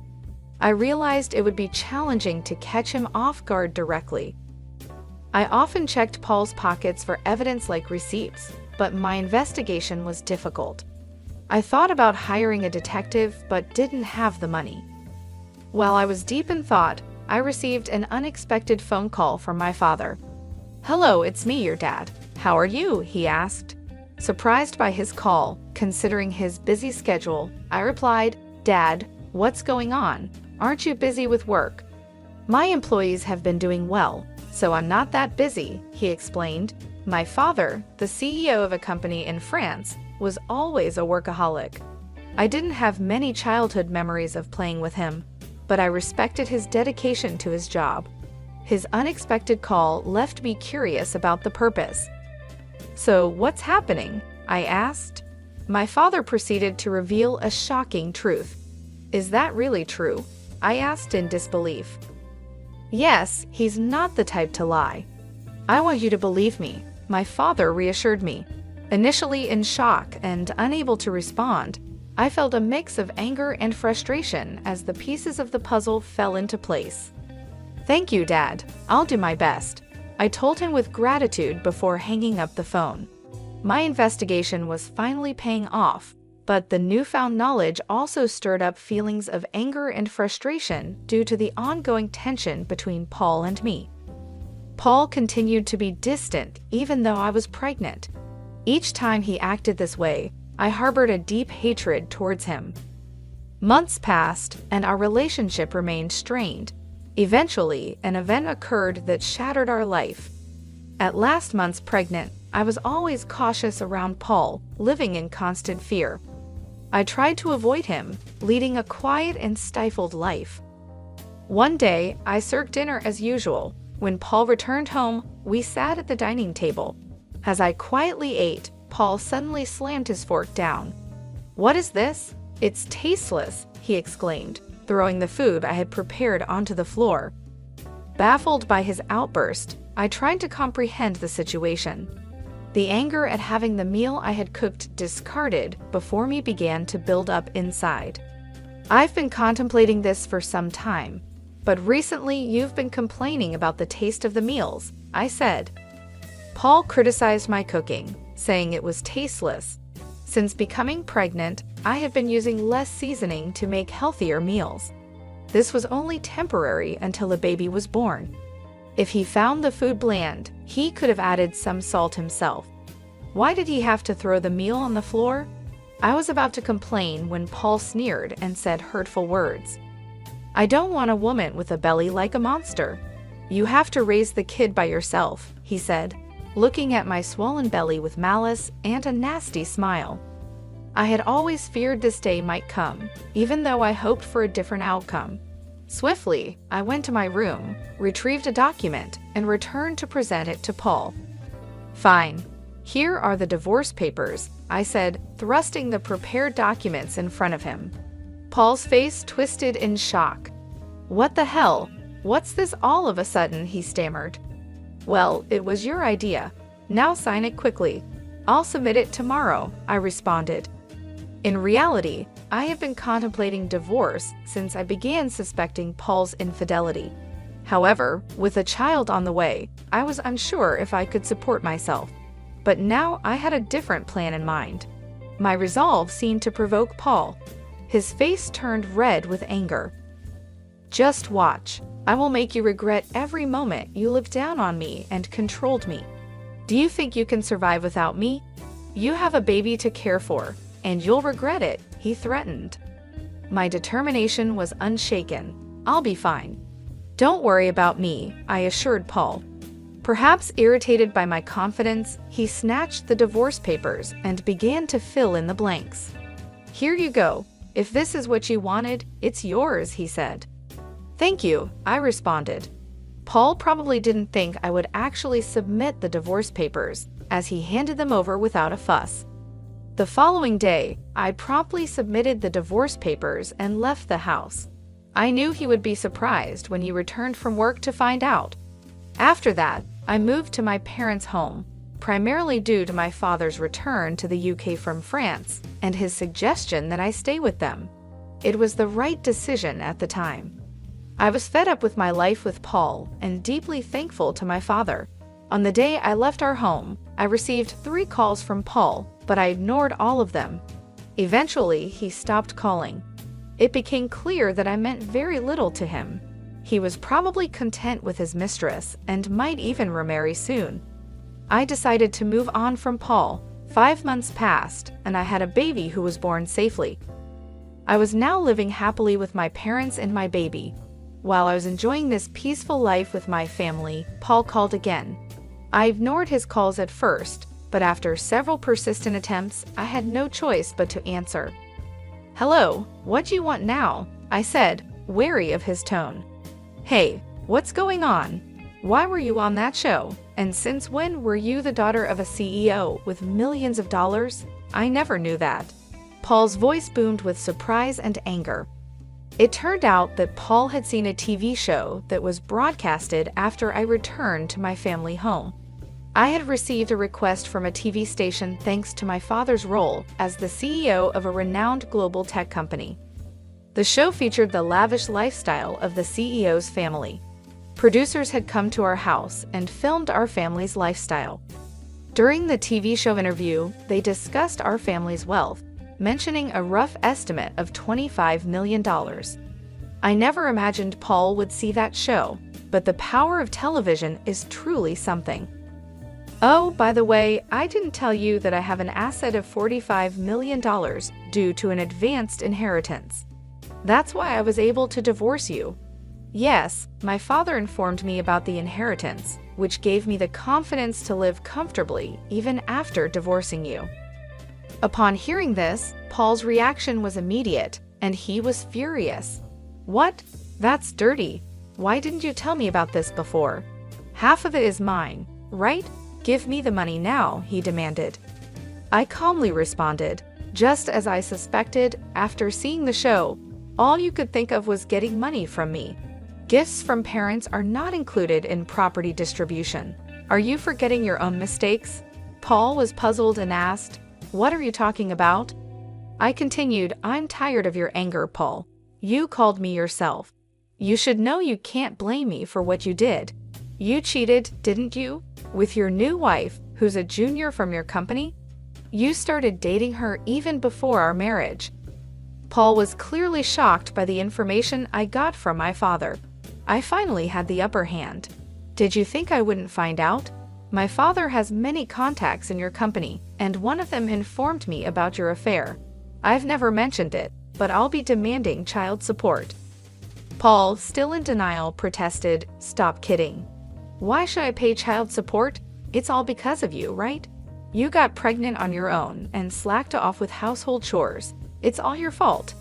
Hearing Paul blame me without apologizing for his own mistakes was beyond belief.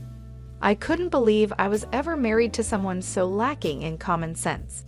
I truly felt it was the right decision to leave him. "Paul, I'm broke. My wife spent all the money I earned, and now I'm in debt," he pleaded. Hearing Paul's pitiful excuse, I went from anger to sheer disbelief. I never wanted to deal with such an unreasonable person again. With that thought in mind, I firmly gripped my phone. "What are you talking about? Do you even realize how ridiculous you sound? I never want to deal with you ever again. I'll have my lawyer handle the matter of child support. Never call me again, and you will not see the child anymore. Goodbye." "Hey, wait," he called out, but I quickly hung up the phone. Afterwards, I blocked Paul's number and took a deep breath. It's over now, right? I won't get any more calls from Paul. I no longer want him disrupting my peaceful life. Just then, I heard my baby crying from the other room and rushed to soothe the baby. It turned out that he began paying child support every month. According to a former colleague, Paul claimed that the woman he remarried was quite a spendthrift, and he had to cover his current living expenses with debt. It seemed that because of these circumstances, Paul had tried to get a share of my inheritance by calling me. However, Paul didn't get a penny from me. Now, his expenses were greater than his income, and he was struggling. Either he felt things were falling apart, or he couldn't stand being looked down upon by his colleagues. What's more, he made the mistake of starting his job search only after leaving his current company. This resulted in him being forced into a life of poverty. Hearing this from a colleague didn't move me at all. I thought he deserved all the hardships. The harsh words and cold demeanor he showed me will never fade from my memory. I sincerely hope he gets what he deserves. Meanwhile, I'm enjoying being a parent with the help of my parents. My baby is growing up healthy and happy. I feel supported and loved in my family's home, and I no longer have to worry about financial issues. My father, who is a successful CEO, mentioned that he wants to pass on the company to me. This news was both surprising and motivating. I realized that I needed to prepare myself for the responsibilities that would come with running a company. My father has always been a hardworking man, and I wanted to make him proud. So I started learning more about the business, taking on small tasks to understand how things work. I knew it wouldn't be easy, but I was determined to succeed. Living with my parents has given me a chance to rebuild my life. I feel more confident and ready to face the future. My father's faith in me has inspired me to aim high. He believes in my abilities, and that belief has become a source of strength for me. Every day, I work on balancing my role as a mother and my preparations to take over the company. It's challenging, but I find joy in every moment. My baby's laughter and my parents' support keep me going. I am grateful for this second chance at life, away from the toxic relationship with Paul. I often reflect on my past with Paul. His betrayal and cruelty hurt deeply, but they also taught me valuable lessons about strength and self-worth. I have grown from that experience and emerged stronger. I am now focused on building a bright future for myself and my child. The pain of the past is slowly fading, replaced by the hope and excitement of what lies ahead. I am determined to create a happy and stable life for my child. With my family by my side, I know I can achieve anything I set my mind to. Looking back, I see that leaving Paul was the best decision I ever made. It allowed me to find myself again and to discover my true potential. I am no longer the scared, uncertain person I once was. I am a strong, capable woman ready to take on the world. In the end, I hope Paul realizes the consequences of his actions. As for me, I will continue to move forward, embracing the opportunities that come my way and making the most of every day. I am ready for whatever the future holds, confident in my ability to overcome any challenge.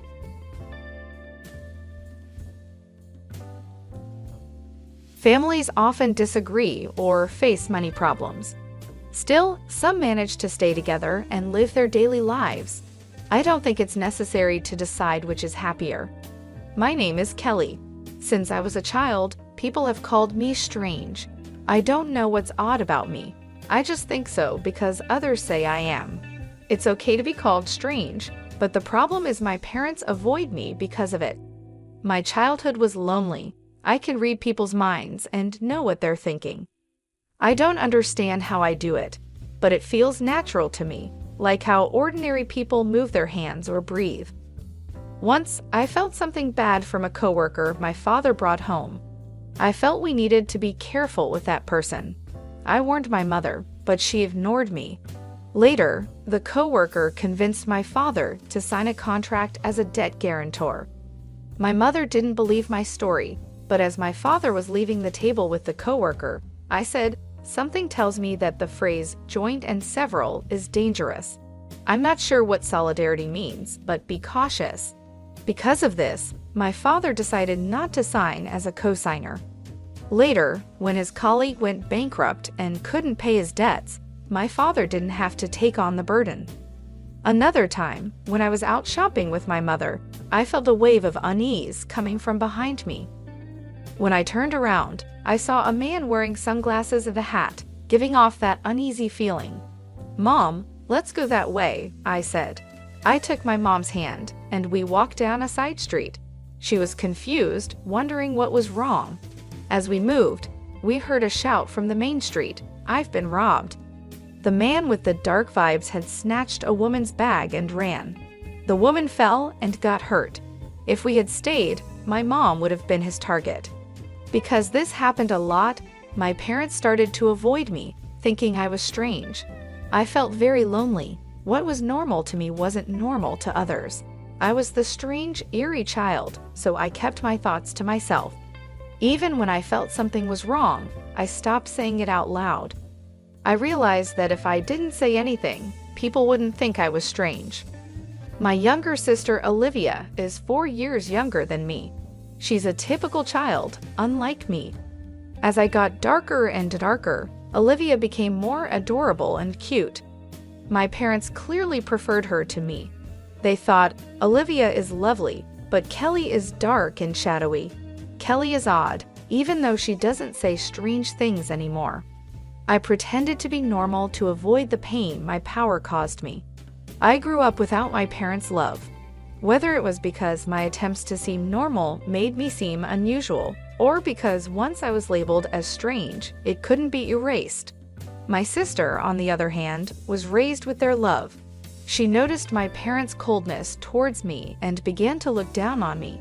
She used to say, "I don't like being around my sister because it transfers the darkness to me."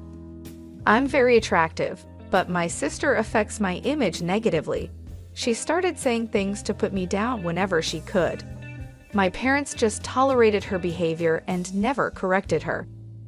One day, a scout from an entertainment company approached her. They asked her to join their agency when I was in my 3rd year of junior high, and she was in her 6th year of elementary school. She said, "It's obvious because I'm attractive." They said I could be on TV. My sister was already thinking about a career, which made our parents happy. I told her, "You should take it slow and think about it. I have a bad feeling about this." I didn't want her to get into trouble, so I shared my feelings, which I had kept hidden for so long. My sister, unaware of my unusual ability, said, "Are you jealous because you're not attractive and can't communicate with others like me? Don't be strange and don't stand in my way." Her face turned red and she reached for me. My parents, who knew about my ability, either forgot about it or were too excited to see their younger daughter in the spotlight. They stood by her and accused me. I then decided to remain silent. I told myself that speaking up wouldn't lead to anything good. One day, a student teacher was scheduled to visit my middle school. He was a male college student who wanted to be a physical education teacher. He spoke about his educational dreams and gave a powerful speech to the teachers and students. He became very popular, especially with the female students. As he responded to the loud voices of the female students, I felt a wave of dread wash over me. I had made it a rule to keep my abilities hidden, but when I saw that my classmates were in danger, I decided to break my own rule. I approached a teacher who seemed to understand. I said, "I know this is unexpected, but please believe me and help me." The teacher was confused by my sudden statement, but did as I asked and staked out a specific location after school. I kept the details from the teacher because I knew he wouldn't believe me if I explained everything. The teacher listened to me without needing an explanation. The next day, the whole school was in an uproar. The student trainee had broken the law by entering the women's restroom with a video camera. The teacher had staked out the area and caught him within 20 minutes. Because of this, the female students were not victims of voyeurism and were spared from being humiliated. Meanwhile, my younger sister enthusiastically joined the entertainment agency that scouted her. However, there were no lessons or auditions, just high fees to pay. Then, the agency suddenly closed down. My sister had been scammed. She screamed and cried, blaming me. "It's all because of you. You ruined my future. It's your fault." Even though it was an absurd accusation, she believed it. This belief helped her cope, but it was a disaster for me. My parents didn't say anything ridiculous, but they did notice she was distancing herself from me and getting closer to them. As the strange child, I felt lonely again. While I was glad I had helped everyone at school, I worried my actions would make things worse for me. The next day, the teacher who had listened to me called me to the staff room. I was scared of being labeled as strange again. When I entered, the teacher said quietly, "You knew this was going to happen about a week ago, didn't you?" Without warning, I knew it was pointless to lie. So, I told him about my mysterious power. It was the first time someone understood what I was going through. The teacher explained that he knew someone with my ability, his aunt. I've known about her for a long time. I understand you have a lot on your mind, he said. You'll feel better if you get advice from someone who understands, the teacher said. Then he introduced me to Nicole. She looked me in the eyes and said, "It's natural to be concerned, but you don't have to suffer." Her kind, deep eyes seemed to see everything and drew me in. Nicole had the same power as me since childhood and had spent her life troubled and hiding it. Hearing her story, someone who had gone through similar experiences started to free me from my fears and doubts. From that day, Nicole became my mentor, though she laughed when I called her that and said, "Just call me Nicole." Nicole changed my life. I had lived a modest, shadowy existence, hiding who I was, but she transformed my consciousness. Gradually, I began to live my daily life as a normal girl. However, since the incident with the entertainment agency, my sister and I have grown apart. She rarely talks to me, and when she does, it's usually to complain or make fun of me. My psychic abilities couldn't predict her emotional shifts. She would say things like, "What's the big deal about you getting accepted to college? Aren't you just a mental flower garden?" My sister had failed the entrance exam for her first choice high school, even though she was told she would definitely pass. She ended up at a high school she considered her second choice. She was furious when I got accepted to her top choice university. I wasn't happy about it or bragging to her. She just made assumptions and disrespected me. My parents only consoled and coddled my sister during her difficult time and told me to stay away and not bother her. Despite growing up and becoming a better person since meeting Nicole, my sister still didn't seem to like me. I guess my sister doesn't like me unless I'm dark and gloomy. My sister is very intelligent, so it's surprising she didn't pass the high school entrance exam. She was very frustrated and put that frustration into her studies at the high school she enrolled in. She ended up being the top student for 4 years and got accepted into a difficult national university on her first try. She said, "I got into the hardest university. Yours isn't as good as mine." I responded to her satisfied remark with a lighthearted, "Yeah, I guess so." I knew getting too involved with her would be a bad idea. My sister took my light response as an insult and lashed out at me. My parents were scared of her temper and could only watch and worry when she got like that. They blamed me, calling me a liar and a troubled daughter. I wanted to argue about which one of us was really the troubled daughter, but I kept quiet because I didn't want to make things worse. Aside from my sister, I was nearing the end of my college career and needed to decide about my life. I'm not as dark and withdrawn as I used to be, but I'm still not sociable and doubt my ability to form successful relationships. My ability to sense people's negative emotions makes it hard. I can understand positive feelings, but negative thoughts hurt me. I've been overwhelmed by negative emotions at school and almost stopped trusting people. I was worried if I could do well in a corporate job. I talked to my mentor, Nicole, about this. I was sure she had faced similar challenges and wanted to know how she overcame them. She said, "I went through the same difficulties you're facing now. Maybe you should do something like I did." She told me she had spent a long time working as a fortune teller or counselor, helping people with their problems. She said, "With your ability, you can really help others and contribute to the world. Working freelance means you don't have to be part of an organization and don't have to deal with people's emotions or relationships, which you're afraid of. It's the perfect job for people like us." I decided to pursue the same job with my mentor's encouragement. She showed me how to do the job and find customers. Thanks to the internet, I can now work from home. When I told my parents and younger sister that I would work from home instead of getting a job after graduation, they asked, "What exactly is it? What kind of job is it? What type of work is it? Then at least you should do our housework. What about living costs?" I expected these questions, but I was disappointed they weren't more supportive. While I understood their expectations for housework and money, it still made me sad. I could see my sister disrespecting me even more in the future, which added to my sadness. So, my life as a work-from-home employee began. There were no job offers at first, and it was a trial and error process. But with my mentor's help, I gradually got work. I couldn't contribute money to the household for about a year, so I focused on housework. My father was not pleased, but my mother was relieved and kept him in check.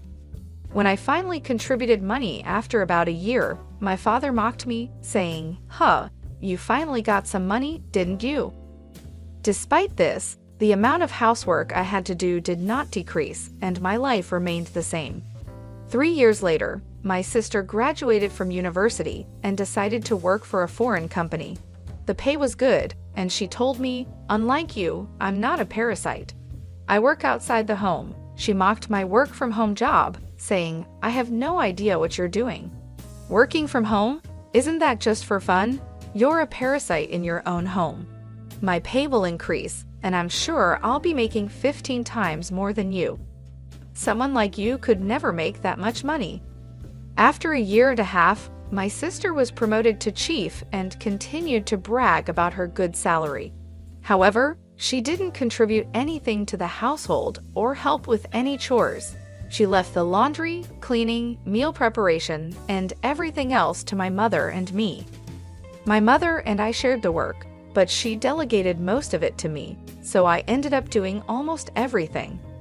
"Olivia, you need to take better care of yourself," I said. "Instead of spending all your money on yourself, you should help out with the household expenses." She snapped back, "You're a waste of space. You should do all the housework. I'm saving money for my future." My parents sided with her, saying it couldn't be helped because she's my sister. I wanted to stay in my current job because it was comfortable, but I began to wonder what I should do with my life. Then my sister made a shocking announcement. "I'm getting married." There was no warning, and my parents and I were stunned. He's a wealthy man who earns more than $20 million a year. "Oh, I'm sorry I became happy first, sister, but isn't marriage just a pipe dream for someone like you?" She said she'd bring her boyfriend over the following Sunday. When the day came, we were in a state of panic due to the rapid events. The man she brought was young, dressed in a suit and tie, and looked capable. "My name is Michael. It's a pleasure to meet you. I've come to propose to Olivia," he said with dignity and politeness. "I told you he was wonderful, didn't I? I'll be happy with him," Olivia said. My father, despite being impressed by Michael, asked, "Michael, what is your job?" "I'm currently training at a company owned by a friend of my father's," Michael replied. Olivia explained, "His father is the company's president. He is training outside the company to be his successor." Olivia seemed overjoyed at the prospect of marrying the future president of a company. We talked about various topics before Michael left. Despite a few gaps in the conversation, my parents seemed pleased with him. However, I felt a shadow of darkness from Michael. I couldn't explain it, but I felt it. I couldn't stay silent any longer, fearing that marrying a man with this type of darkness would make my sister unhappy. "Listen, Olivia, you've only been dating him for less than 5 months. Get to know him a little better before you decide to marry him," I said, feeling alarmed.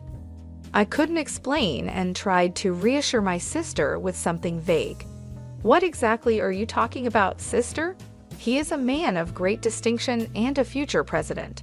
You're just upset because you're comparing your situation to my happiness. You're a pitiful person, aren't you?" she snapped. My parents also yelled at me to stay out of the way. "Such a wealthy man will soon be our son-in-law. You're a nobody, so at least stop interfering with your sister's happiness." It was clear they wanted their daughter to marry a rich man so they could live in peace in their old age. I was filled with rage because I couldn't tell my sister about the dark shadow I sensed around her. In the meantime, they got engaged, and a meeting between the two families took place. My sister's fiance's parents seemed just as respectable as Michael, but I still felt the same dark presence around them. However, the wedding day arrived before I could warn my sister and parents, who were too excited to listen. The president of our company is attending today's reception. Do you know how talented and promising I am? It's a great honor, but you, my stay-at-home sister, can't even imagine how great it is," my sister said before leaving the house, adding her usual words of disrespect. They pledged their eternal love at the hotel's wedding hall and then entered the reception hall. My sister looked happy with a big smile on her face, but I was concerned about how long that happiness would last. The president of the company gave the speech as the guest of honor. It was a congratulatory speech that praised my sister, and she was pleased with it. After the speeches, drinks and food were brought to each table. The food looked delicious, but I began to feel uncomfortable. Nothing had been brought to my table. At first, I thought it was just a delay, but other tables had already received drinks and hors d'oeuvres one after another. It was obviously strange. I was the only one who hadn't received anything. The people at my table noticed and started to feel uncomfortable too. At that moment, my sister came up to me and whispered with a laugh, "Free food is not for people like you. This food is too good for you. Just go home and eat potato chips. Leave our wedding gift and go home." My eyebrows shot up at her outrageous words. The groom was grinning and nodding from his seat. Even my parents pretended to be surprised at first, but then they said, "Well, Olivia is right." I was shocked, and then a surge of anger followed. "I can't believe you could be this cruel. Father and mother, how can you accept such rudeness?" I said. My parents gave me a bitter look, but didn't scold my sister. "I understand. I'm going home, but you'll regret this," I said. "What's with that threat? Is it the howl of a loser?" my sister mocked. The hall buzzed with excitement at this turn of events when a man stood up suddenly. "I'm the groom's brother, Larry. My brother and parents are scum, but the bride is even worse. I can't take it anymore," he said. Larry continued, "Father, your company went bankrupt half a year ago, yet you still pretend to be its president. You're trying to take advantage of your daughter-in-law and her family. Michael, you can't be president anymore either. You're unemployed and trying to leech off your wife." The buzz in the hall grew louder at Larry's words. My sister, turning bright red, yelled, "What do you mean? You cheated me. What do you mean you're unemployed?" Her face gradually turned from red to blue, and her eyes filled with tears. My parents were also clueless and began screaming. The screams of my family echoed through the hall. Both the groom and his parents were stunned and silent. In fact, before the wedding, I had received Larry's confession and apology. I had asked Larry not to hesitate to speak his mind if something happened during the reception. As my sister blamed Larry with anger and resentment on her face, another man stood up, looking like he had enough. It was the president of my sister's company. "Enough of this. This is not right," he said. "You have no right to blame the groom. What makes you think you can criticize his brother?" His voice was filled with anger, and my sister looked frightened. "I didn't attend your ceremony for your sake," he said. "If you weren't Kelly's sister, to whom I owe so much, I wouldn't be here." My sister's eyes went wide when the president suddenly mentioned my name. "Kelly? What does she have to do with this?" The president explained, "Kelly has saved many companies from crisis. She is like a goddess to us business owners. Under her mentor's guidance, she started as a fortune teller and life consultant, and then became an advisor for corporate revitalization. Although she had no managerial knowledge, she used her powers to show companies the right path. One after another, the companies she advised experienced amazing recoveries. Because of this, she is known as a teacher and a goddess. Your company was also consulted 7 months ago, and with her advice, it became stronger." My sister, shocked, said, "Oh no, I didn't know anything about that. Aren't you just a stay-at-home nobody? Thanks to Kelly, my business is going well. I have a good job and now earn more than you do. I put enough money into the house, but my parents don't care about me. What do you think all that money was for?" "It wasn't Olivia's," the president clarified. My parents seemed to have misunderstood. There was no way Olivia could have brought money into the house. The wedding party broke up in confusion. The wedding gifts were fully refunded to everyone. My sister sobbed, "How are we going to pay for this ceremony now that we don't have the money from the gifts?" Besides, I relied on Michael's income and signed a contract for a condominium in my name. I can't pay the rent by myself if I'm unemployed. Michael coldly replied, "You signed the contract on your own, didn't you? I don't know anything about it. Divorce, divorce, divorce, you crook." My sister's marriage quickly fell apart. It was a mess, and this chaos was the result of his malicious behavior. Afterwards, my sister divorced Michael and demanded alimony. Michael and his parents couldn't afford to pay a large amount, and they barely managed to cover the wedding hall costs. They couldn't afford the condo they had signed for, so it was canceled before they ever lived in it. However, the loan balance remained a heavy burden on my sister. The outrageous behavior at the wedding spread quickly among the company officials who attended. My sister lost credibility, and the company president demoted her to a lower position. She lost her pride as an elite employee and wanted to quit, but she had to keep working to repay the loan. She ended up doing trivial work in a basement reference room, work that may or may not have been important. Michael and his parents failed in their attempt to leech off my sister. They are now struggling to make ends meet by working day jobs. Larry, Michael's older brother, separated himself from his parents and younger brother. My parents easily gave up on my sister when she hit rock bottom and came to me for help. But I said, "I don't want to be pushed around by you guys anymore. I'm cutting you off. Goodbye." With that, I left home, signed a lease on a new apartment, and began a new life. I took in my sister, who had fallen on hard times and was struggling to make ends meet. Her salary had been drastically reduced, and she couldn't afford to contribute to our parents' household. Naturally, I also stopped putting money into my parents' house.